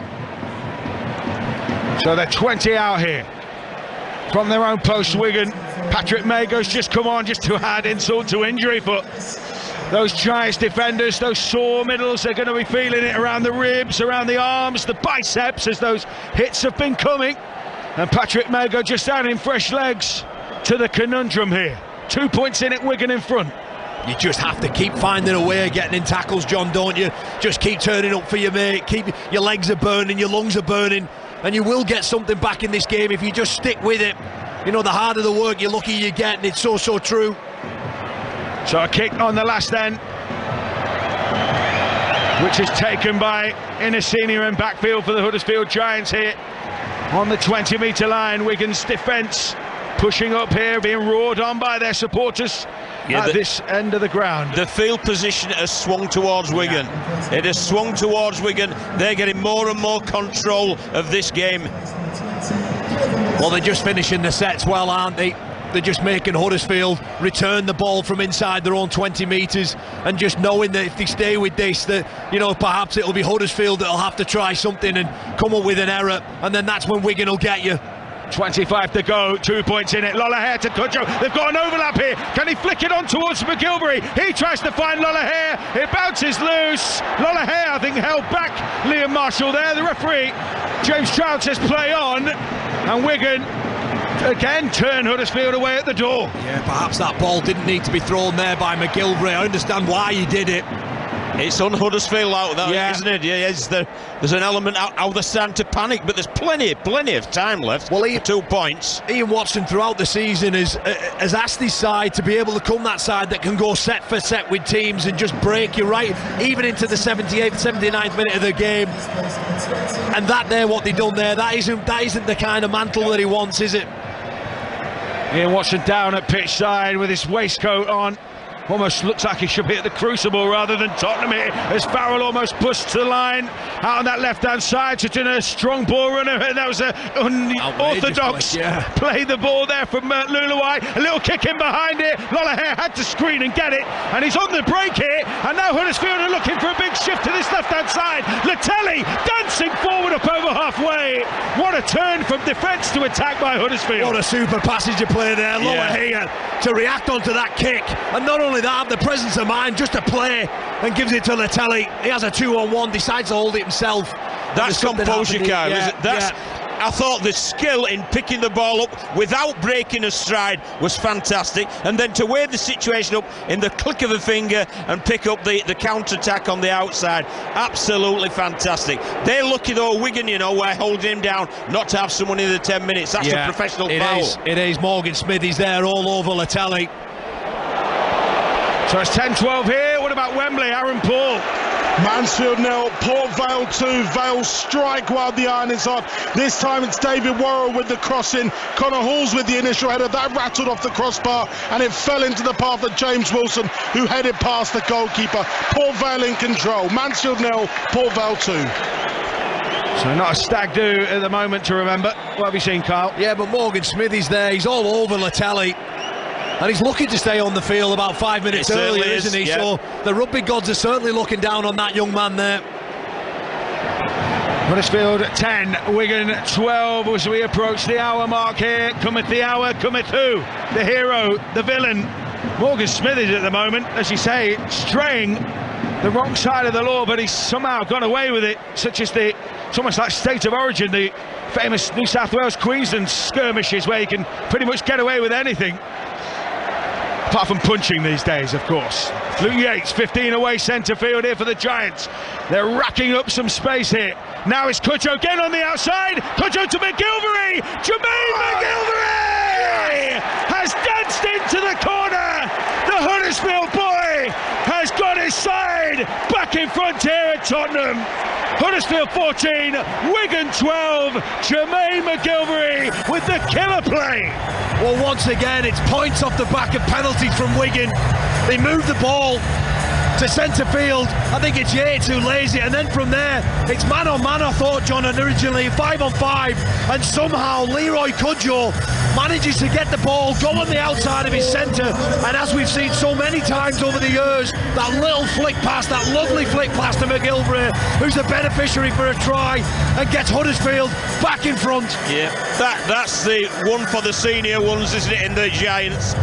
How many times has Leroy Cudjoe it fixes the centre and then skips to the outside, and it's almost telepathic. McGilvray just knows when to push up and where to push up, and that's exactly what he did. But what a finish! What a finish that is! There's 3-4 Warriors players coming across there, and McGilvray's got the strength, the presence of mind, and the ability, the evasive ability to stay in the field of play for a fantastic finish. What a try! Brilliant stuff. We're blessed with so many quality wingers, but almost Jermaine McGilvray, he gets overlooked, doesn't he, nowadays? But the strength of the man there to bump off one and have two more people coming over the top, the strength to just squeeze and put the ball down, that's a huge try. And it all started as well with that man Tui Lollahare from his break from a defence into attack, and then up the other end of the field, Cudjoe to McGilvray, that combination that we've seen so many times over the years at Huddersfield Giants. Tui Lollahare has an opportunity now to nail this kick. Yeah, takes a deep breath, sweeps his boots, And it's no good again. It's a 2-point ball game. No, it's almost as if nobody wants to really grab this by the scruff of the neck. But 34-year-old Jermaine McGilvery says it might well be. It might end up being his last final, his only chance. And he has given his team, his boyhood team, a huge chance in this cup final. Yeah, what a story. But, you know, I just see in there, Tuilola here, almost feeling sorry for himself. Well, now's not the time to do that. You're 2 points up in a Challenge Cup final. There's a quarter of the game to go. Get your head back into it. Well, what he's got to do is accept there's only been, I would say, one kick that you would have expected him to nail. The others have been 50-50, so just forget about that. That's gone. You've got to play the next play and play the next set. 2 points in it then as the hour mark ticks by very shortly here. Tottenham Hotspur Stadium, Challenge Cup final, Rugby League showpiece event in the capital here on 5 Live Sport. One of 3 finals. Champions Cup Rugby Union to follow. Leinster against La Rochelle, and then the Champions League final from Paris with Liverpool taking on Real Madrid. Last tackle here for the Giants. Is it they're going to shift it? They didn't quite have communication going there. Luke Yates rescues the situation slightly. It's a turnover on the 40, but that could have been so much worse with a loose ball bobbling about. No, Oliver Russell there, I'm not quite sure what he's doing. He's the half, it's last tackle, and he just throws the ball into Wilson. They're expecting a kick. I'm not quite sure what he was doing there. Perhaps the inexperience of the young half there, John, rather than putting his foot through the ball. But there's an almighty chance now for Wigan. They've got 5 plays to go, 30 metres out, straight in front of the sticks. You know, I think there's going to be 2-3 more tries in this last quarter, because I think there's some fatigue out there. Yeah. I really do, in both teams. Who will make it count? 20 to go here. Luluai for Wigan swings it into the middle of the field with Smith onto Liam Byrne. They're 20 away from the Huddersfield post here. Just on the scrum line's right-hand side. Smith back towards the middle with Morgan Smithies, who's danced the tightrope on a disciplinary level so far, but he is a real aggressive forward. They're loading up this right side now with Jay Field, who's out the back. Here comes Field. Field gets on the outside of his man. Thornley tries to smuggle it away. Bevan French comes up with the ball. It's a knock-on. Terrific defence there. Jay Field just gets on the outside of his back rower, throws the pass, and it's all too scruffy at the end, and it's Huddersfield who just turn them away once more. And the longer Huddersfield Giants can keep them away from the line, the more chance that they'll go on and win this cup there. Ian Thornley can't quite take the ball in, and it's terrific wing defence there from Insigne and all. And I know they've got them twice, Kyle, because of how they defended against Phil, but I think it's worked for the foot. You know, we've had 60 minutes and they have comparatively kept him quiet than in other games, but it's really, really important that they maintain concentration and maintain the effort levels for this last 15 minutes or so. You're dead right, John. That's what I was just going to say. You know, they've done a terrific job on him. I've only got it wrong once, but when they did, it led to a try, and as we head into the final embers of the game, it ends up becoming more and more important that you get that right. So Port Vale leading Mansfield in the playoff final, the League 2 playoff final, just along at Wembley. Here in the Challenge Cup final on 5 Live Sport. Huddersfield 14, Wigan 12, 17 and a half to play. As Russell kicks on a tackle count from his own 30, he's flat on his back as he was poleaxed there by Tommy Luluai. And in the meanwhile, Jay Field looking to wriggle forward here for Wigan, who are preparing another interchange. Brad O'Neill coming on. And interestingly, Ash Golden's gone on, and I think he'll be playing in the middle channel. That's exactly how down in energy the Huddersfield Giants coaching staff feel that their middles are. So they sent a utility player really to do something that's unusual for him, which is defend and play as a middle channel player. Well, he's just got to keep turning up, get his head in tackles, work hard, retreat hard, and just get his side, make sure that there's nothing comes through them. He's been welcomed into the forwards club, whether it's reluctantly or not. He's certainly going to put his hand up here. Bateman runs back in field towards the middle here for Wigan, and then Chris McQueen just cleaned him up. Hasn't he been good today? From Brad O'Neill to that left side now for Cust for Wigan. Dribbles the kick in behind, falls to Farrell. He tries to go on the outside, dumps it off here to Smithies. Still going Wigan now, trying to get some shape on this right side. Out to Bateman. Smith turned it back. Now Ian Thornley. Field comes onto the ball. So many pairs of hands, but Huddersfield scrambling for dear life here. Russell tries to get a hand on French. Terrific Does stuff get there. a hand on French. That's good enough. Shut down the play. That's good enough to win you a game, isn't it? Absolutely magnificent, Kyle, that. Because they were asking, it was so unstructured, but they just keep working and turning up for each other. That's what a team does. That is the absolute epitome of a team ethic. If this result stays like this, this score, and that goes on to win, I guarantee you that clip, that passage of play, will be shown over and over again for not only just Huddersfield Giants this season, but what they can hang their hat on as what a Huddersfield performance looks like in big games for years to come. That Huddersfield 14, Wigan 12, and it's Huddersfield who clatter it forward through Wilson. Takes some stopping as he's eventually pulled to the floor by O'Neill and Farrell that time. Levi onto Cogger. Cogger with a spin as he pirouettes away from Patrick Mago, who tried to almost behead him there. Dismemberment attempt from Patrick Mago, but he missed, and thankfully Huddersfield on the attack again. Josh Jones. Byrne puts him to the floor. Wigan being tested out through the middle now. Here comes Huddersfield with Russell, puts a kick into that corner, trying to pin French. Inasini was there, French came down with the ball, but it's not a bad place to turn it over again. The process is back in play.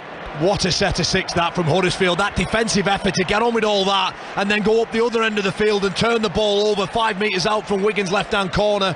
That just mentally breaks teams, John, doesn't it? Absolutely first class, and it really has. It stepped up again. Everybody realises now, it's the last 15 minutes. Sometimes it's about the skill and sometimes it's about the will. And I think this final will come down to the will and the want. There's a moment of brilliance out there for somebody, isn't there? You just feel it, you just sense it. There's an opportunity coming. So Jay Field wriggling his way forward, streaming through the middle that time. Yeah. Last one here for Wigan, just short of halfway. Cust tries to play it forward. It ricochets off Chris McQueen's head. Still the last. Wasn't played out by Huddersfield. Liam Byrne tries to salvage it. Now with Harry Smith, who does have time to kick. And the Huddersfield back three positioned perfectly. Take that on the full.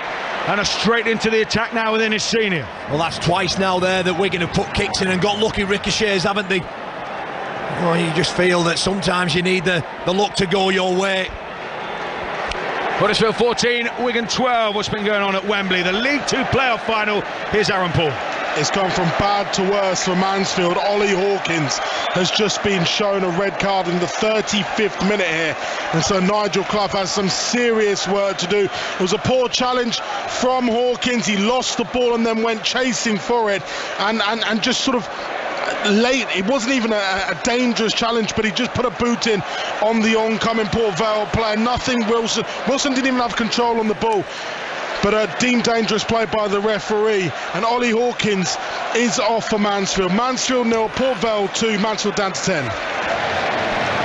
So Wigan giving the ball back here. 7 tackle set after a kick forward from Huddersfield, taken by Jay Field in his own in-goal area. It was a poor kick in that occasion. Ian Watson will be fuming with that kick, won't he? I think that's one of the few end of sets, Kyle. It's been an absolute stinker for the Giants, and it was a poor one because he'd got plenty of time and he really could have put it where he wanted, and he put it in the wrong spot. Yeah, you just feel though as well that in the flow of that game there, if that ball had landed exactly where it needed to be, then you felt the pendulum swing back into Huddersfield's favour once more. Yeah, Danny Levi's his hamstring's gone.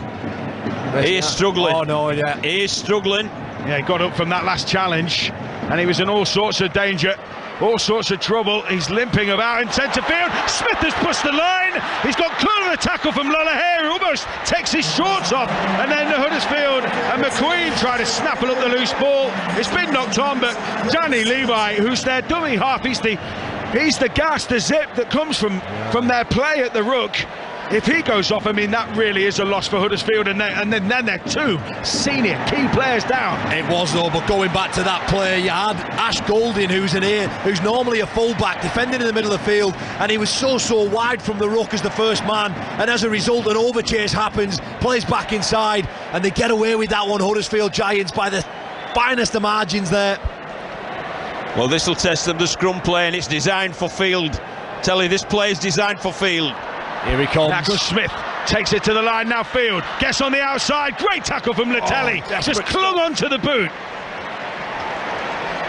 Thornley finds Smith. Now it'll be Brad Singleton who punches up forward here for Wigan, 15 away centre field. Giants players almost defending on their line here. Smithies finds Cust, turned back against the grain for Farrell. Wigan are banging on the door and their fans almost to a man and woman are on their feet. They can sense something brewing here. Burn, short ball into the hands of Singleton, who's toppled 5 away. 2 plays left. Here goes O'Neill trying to go himself here. He'll be held out right under the posts. Wigan with 1 tackle to go. Last one. How to play the ball. Cust spins it to Smith. Now Field, they've got so much support flooding. Bateman's locked up though by Russell. The Giants players come in and they shut down the play. Super defence there as well. And both sets of players, they're out on the feet at the moment, John, aren't they? Huddersfield ringing the change-ins, Ollie Wilson coming off. I think he's been terrific for a young man, hasn't he? It hasn't. But what a tackle for that other young man, Ollie Russell. Yeah. He's a big man, he's a strong man, he's John Baton. And one-on-one, he stopped him dead. Yeah. Great credit to him. 70th minute, 10 to go here. Just the 2 points in it. If it is level... we've got a penalty here for Huddersfield Giants. High shot on McGilvery, who's such an awkward character bringing the ball out of backfield. Matty Peake with he looks fairly cool and composed, but a shake of the head there tells us the story. And Levi's come off. They've had to bring him off, hobbling off. We felt his hamstring had gone earlier on, and obviously there is some problem with it. So again, it's a reshuffle. And they really are. They're digging deep. They are digging deep at Huddersfield. This will be a huge win. You know, a brilliant carry there from McGilvery. Brad O'Neill with a swinging arm. The inexperienced Brad O'Neill. You know, 10 minutes into a game, you're turning the screw, tackle 2 off your own line, and to give away a penalty. But more importantly, what it does for Huddersfield Giants, it allows them to reset, regroup, get some oxygen back in the lungs, discuss what's needed in the final 10 minutes of this game. Huddersfield don't have to win this game again. They just have to stay as far away as from their own try line as they can, defend the key men of Wigan Warriors. Few players being patched up in his senior, taking a bit of treatment for a smack in the chops. We've got less than 10 to go. If it's all square on the 80th minute, when that hooter sounds, well, we're going to Golden Point.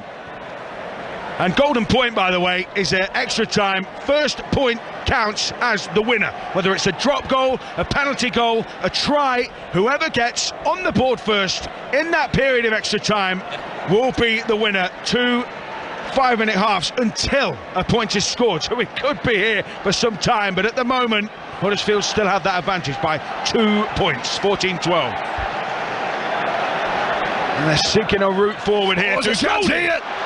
Legs tackle from Singleton, had to make it because he was running amok that time. Jones to Cogger, now Trout pumping up forward for the Huddersfield Giants and setting a point here. 20 out, centre field. They're down on Trooks, but they're certainly up on Hart here. Cogger plays to Russell. Russell, the halfback, trying to dance his way through. Last one in the set for the Huddersfield Giants. 8 and a bit to play. And there's 2 points in it. Gallagher, will he go for the pass? Instead he tries to release That's okay. That's clever. It's exactly the right thing to do. Turn the ball over in the corner and say to Wigan, if you're going to score, it's 95 metres up the field. Yeah, and if we cast our minds back to the first half, they'd done a similar play, didn't they? Latelli got tackled in that corner. They went after them defensively, got the ball back, and guess what? They ended up scoring. So, you know, we'll see how these next few minutes unfold. But for Huddersfield Giants, just keep this Wigan Warriors side exactly where they need to be, and that's down this other end of the field. And force them into things like this, and there's an error there. It's gone back. Knocked on. Cudjoe's after it. Wigan are desperately trying to recover the situation. And here we go. J-Field does. Now he puts the hammer down. Oh, he's been ankle tapped, has he? Still going there, J-Field. Tries to go around Lehler. Throws the offloading field, and the Giants pounce on it. Magnificent. It is magnificent. This game is magnificent. You think Field's going to win it for Wigan, and somehow someone drags something from the depths of the energy levels and just managed to stop him. Well, McQueen has a crack, Lolohea has a crack, and they both miss him. Field throws the ball back inside, but guess who's first to react? It's a Huddersfield Giants player, and after all the work that they've been doing, my word, with 7 minutes to go. Well, there's respite now because Field, I believe, is injured from that earlier run. Is it Field? I think it is, John. I need to catch my breath. Yeah. Well, I don't know how the players are feeling, but I'm absolutely whacked. And it's been absolutely draining watching this. It's been so good. Absolutely fantastic game of rugby league. You know, if you're going to go on and win a cup final, well, everything that you want is there. Jay Field, he gets round McGilvray. McQueen tries. Everybody's chasing back. Look at the numbers that Huddersfield Giants have in the frame. 4 and 5 and 6. It's Lola here, isn't it? It's Lola here, yeah. Who makes it, yeah. Absolute desperation. Desperate stuff. And Luke Yates jumps on the grenade and snaffles it up to deny Wigan the opportunity. 7 minutes, 7.5 to go. 14-12. Huddersfield's favour. Those Wigan fans have come in big numbers, and they have seen a casualty of their own here as Cade Cust looks as though he's making his way to the sideline. So a reshuffle for the Warriors. Yeah, that could be a huge loss for Wigan for the rest of the season. But look, take nothing away from that man, Tui Lola here. You know, he's been so important, this Huddersfield Giants side, whether it's just been having a cool head at the back. Yes, he's missed a couple of kicks, but they've been very, very difficult. But I just think at all the exciting parts of the game, he's been there, hasn't he, John? That was a 6 tackle save, Kyle. So those 3 kicks he's missed wide and clean. He's saved that with that tackle. He really has. But just think about the things that have happened in the last 15 minutes. You know, that set there where Bevan French gets tackled, 64 minutes on the clock. A number of players just keep turning up. It doesn't have to be pretty. It doesn't have to be structured. It just has to be desperate. And we've seen again there, Tui Lola here, the fastest man on the, I nearly said on the planet, but the fastest man in the game. He tackles him over the sideline, and that could potentially win this cup for Huddersfield Giants. So there's a lot of time left, though. Sure is. A lot of time left. 7 minutes will seem like an eternity to those guys out there. Don't forget, Champions Cup, Leinster against La Rochelle kicks off very shortly. Let's head to Chris Jones, who's watching the events unfolding in Marseille. Yeah, blue and yellow flags flying everywhere in Marseille. The biggest game in club rugby union has just got underway. Johnny Sexton kicks Leinster off. Leinster looking for an historic 5th Champions Cup title. La Rochelle looking for their first. We've just got going. We'll get you across that one, and then of course as soon as this game is finished, 6.5 to go, we will be with you. Full commentary from Chris Jones and Matt Dawson on 5 Live Sport, and then of course the Champions League final, Liverpool against Real Madrid in Paris. The Red Men. John, I make it Huddersfield Giants have got to make 24 tackles to win this cup. Yeah, I agree with you. You've 4 sets to defend, fellas, to have a winner's medal round your neck. Smithies almost pushed the line, and he gets the offload away to Luluai. He flicks it back. Somehow they've kept it alive here. Bateman treading through the fallen troops in the middle of the field as he somehow picked his way through the bodies, and he's been tackled just short of the 40 inside the Huddersfield Giants half here. Huddersfield 14, Wigan 12, 6 to go. Here come Wigan. Morgan Smithies switch to the play. Now they're going to unorthodox tactics to try and unsettle this Giants defence. Last tackle in between the 40 and 30. Smith will put the kick up here. Big chase from Bevan French. Senior underneath it. He takes it, and Thornley crashes him to the floor, but it's a really confident take from Innes Senior. Yeah, well, that's 6 out of the 24 gone. And now it's Wigan's turn to attack their attack. He's been flawless, hasn't he, Senior? They've put all sorts of kicks up to him, and he's been absolutely brilliant. He's been fantastic, as he's the back three for Huddersfield have been great. They've been terrific. 2 points in it, 5 to go, and then we'll be at the Champions Cup final. La Rochelle taking on Leinster. Ken Davey looking on, the chairman, the owner of this Huddersfield Giants side. His wife Jennifer, who passed away, was a huge fan, and he has continued to keep this club bankrolled in her memory. Jones chases down the kick. Field takes terrific it. stuff. What a chase. Look at that. What a chase. Jones and Golding just waiting, and at the right moment just hit him with everything they had. But drove him back 5 metres too. Gal, 75 minutes gone. Yeah. And they've invested that energy in that chase. What a chase that was. Yeah, here we go. What a gripping finish we've got here. 4.5 to go. Just 2 points the deficit for Wigan, who are on the attack now through O'Neill. Up to halfway through Farrell, who stumbles his way into contact. Tackle 4. 2 to go. Burned through them, haven't they? They're like two boxers on the ropes, aren't they? Both of them on the ropes, having to absolutely reach to the depths. Liam Farrell there. Well, he's almost telling the referee he's being clocked in the head. And if this penalty is given, it's 48 metres away from the sticks. Bang slap back in front. And I think if this is deemed a penalty, then this is kickable for Harry Smith for sure. Farrell taken down.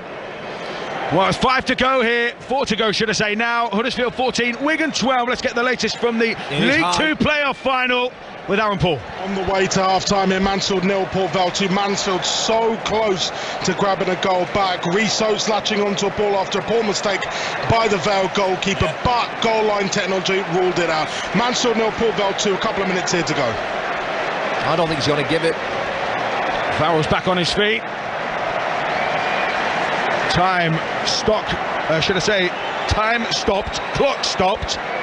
Liam Farrell just being assessed by Chris Brooks, the Wigan doctor here. Well, this is good for Huddersfield Giants, isn't it? Yeah, it is. It is. Allow them to get some oxygen in the lungs and just summon those last bits of energy. 4 minutes to go. This is tackle 4. Slap bang on the halfway line, centre dot. We'll be with the Champions Cup final, Leinster La Rochelle, after the conclusion of this Challenge Cup final here at Tottenham, where Huddersfield are almost 4 minutes away from being the cup winners here. Luluai plays to Bateman. Bateman runs into that wall of claret and gold. Now Field. Now Luluai spins to try and switch the play. They're streaming across the Giants to try and cut down the opportunity. The ball kicked into space for Marshall, who crosses the line. And Liam Marshall might just have taken the cup back to Wigan. For the first time since 2013, those in cherry and white can almost taste the champagne. Wigan might just have snatched it here at the death of this game. 3.5 to go. Huddersfield 14, Wigan 16. Liam Marshall. Oh, what a try. What a try. And you know, you've got to give credit to young Harry Smith. That was one of the most smartest, most composed piece of play in the white-hot atmosphere of a final, the dying embers of a final, and he's come up with a match-winning play, well finished by Liam Marshall, but it was a thought process to just put the ball behind the defensive line with a lovely little grubber kid. And what a try to, I think, win the game. The Huddersfield Giants players, they had so many down that left-hand edge, trying to put bodies around Field and French where it is. A lot of the players as well, McQueen, they're far too much out of position, trying to be in loop. Well, the threat's where the ball is. Harry Smith with a gorgeous way. In fact, you know, that's absolutely ridiculous. The weight of that kick and the timing of the game, and Liam Marshall to just hold and anticipate his run for that, and gets the bounce and wins Wigan their 20th Challenge Cup final. Marshall's face, one of utter ecstasy. The Wigan fans in utter ecstasy. And a kick to come here. Well, it's all probably already likely done and dusted, this cup final. But Wigan just to put the cherry on top through Harry Smith from the touchline here. And the Wigan fans who were possibly contemplating the notion of defeat, well, their team didn't, and they came up with the big play. What a final this has been. Yeah. You talk about classics. Oh my word, this is well up there. Huddersfield Giants, heartbreak for them. Smith sends it on its way and scrapes across the face. Talk about missed kicks. Tui Lola here now will be feeling this. the heat. We'll come to that in just a moment. Huddersfield 14, Wigan 16 here. What about the Champions Cup? Leinster, La Rochelle, here's Chris Jones. The favourites are on the board. Leinster 3, La Rochelle 0. Penalty from Johnny Sexton. Ban in front, he couldn't miss. He's got a chance now to double Leinster's advantage. The men in blue have started strongly. They need 3 points to 0. It's going to be 6-0 soon after 7 minutes. So advantage Leinster there, and Johnny Sexton landing his kicks. Tui Lolohea here hasn't landed his kicks. How much will that play on his mind over the next few days, weeks? I don't think because I think Lolohea's been brilliant, so let's not that. And as Kyle rightly said, the 24 tackles to defend and they couldn't. That's been the top and bottom of it. It's a team thing, and unfortunately they're just, because they were overworking actually those players out of position, that presented that opportunity to Harry Smith. Ian Watson, a defeated finalist in 2020 behind closed doors with Salford, Here's Huddersfield side, look as though they will be going down to defeat this time. They've got one last pop at it here. Lolohea takes the kick in behind. Wigan trying to get up in chase. Huddersfield maybe trying to spread it and switch it here. Well, Wigan now know that they're 6 tackles away from this cup being theirs. Huddersfield Giants, they have to throw everything, including the kitchen sink, at them. 51,628 the attendance here. Chris McQueen of Huddersfield looks as though, again, much like last year, will be a losing finalist as the Lance Todd Trophy winner. And Huddersfield with one last set here. Russell throws to Latelli. They know he could be the battering ram. He could be the threat here. 55 metres to go in 3 plays. Can they do it? Russell chinking across field, delays the pass. He's swung it into Lolohea's path. He's been tackled. Jack Cogger runs aground. Now it's Wigan's turn just to keep turning up with desperation. Those Wigan fans haven't won this trophy for 9 years. Given how much dominance they've had of it in the past, that is going to feel like eons. But Huddersfield, last play here. Swing from Russell to sleep it forward. Batted back. Oh, it's been picked up by Marshall. That will be the game. Wigan Warriors will win the Challenge Cup for the 20th time, will they? Finally, James Child points to confirm this game is all over. Wigan making 20 Challenge Cup wins. They have come off the canvas and landed the decisive blow. Huddersfield shocked and distraught, but it's Wigan's afternoon here. Yeah, there's bodies all over the place. Huddersfield Giants slumped to the floor. The Wigan Warriors, they're full of it, aren't they, at the moment? And why shouldn't they be? What a game, Kyle. Yeah. What a game of rugby league. There's been some great finals, and this is up there with them. It really was magnificent. Both teams contributed absolutely fully, but it was a piece of genius from a young man making his way in the game that pulled victory from the jaws of defeat. Absolutely sensational game, and a magnificent effort by every single player who's been out on that field. Yeah, well, the scoreboard ebbed and flowed between the two sides all throughout. Missed opportunities, breaks, desperation turning up. But crucially, it was that last play there from Harry Smith, that wonderful weighted kick for Liam Marshall that separates these two sides. For Huddersfield Giants, what an effort, what a commitment. But for the Warriors, they show that why they're a club heading in the right direction. I really do believe that, the introduction of Matty Smith, Lee Breeze and Sean O'Loughlin with the playing group that they have, with a couple of additions, I think they're going to be in for a period of dominance throughout this sport of rugby league. So Wigan Warriors make it 20 Challenge Cup wins. For Huddersfield, the wait continues. Let's join at the European Champions Cup final. It's La Rochelle against Leinster, and here's Chris Jones.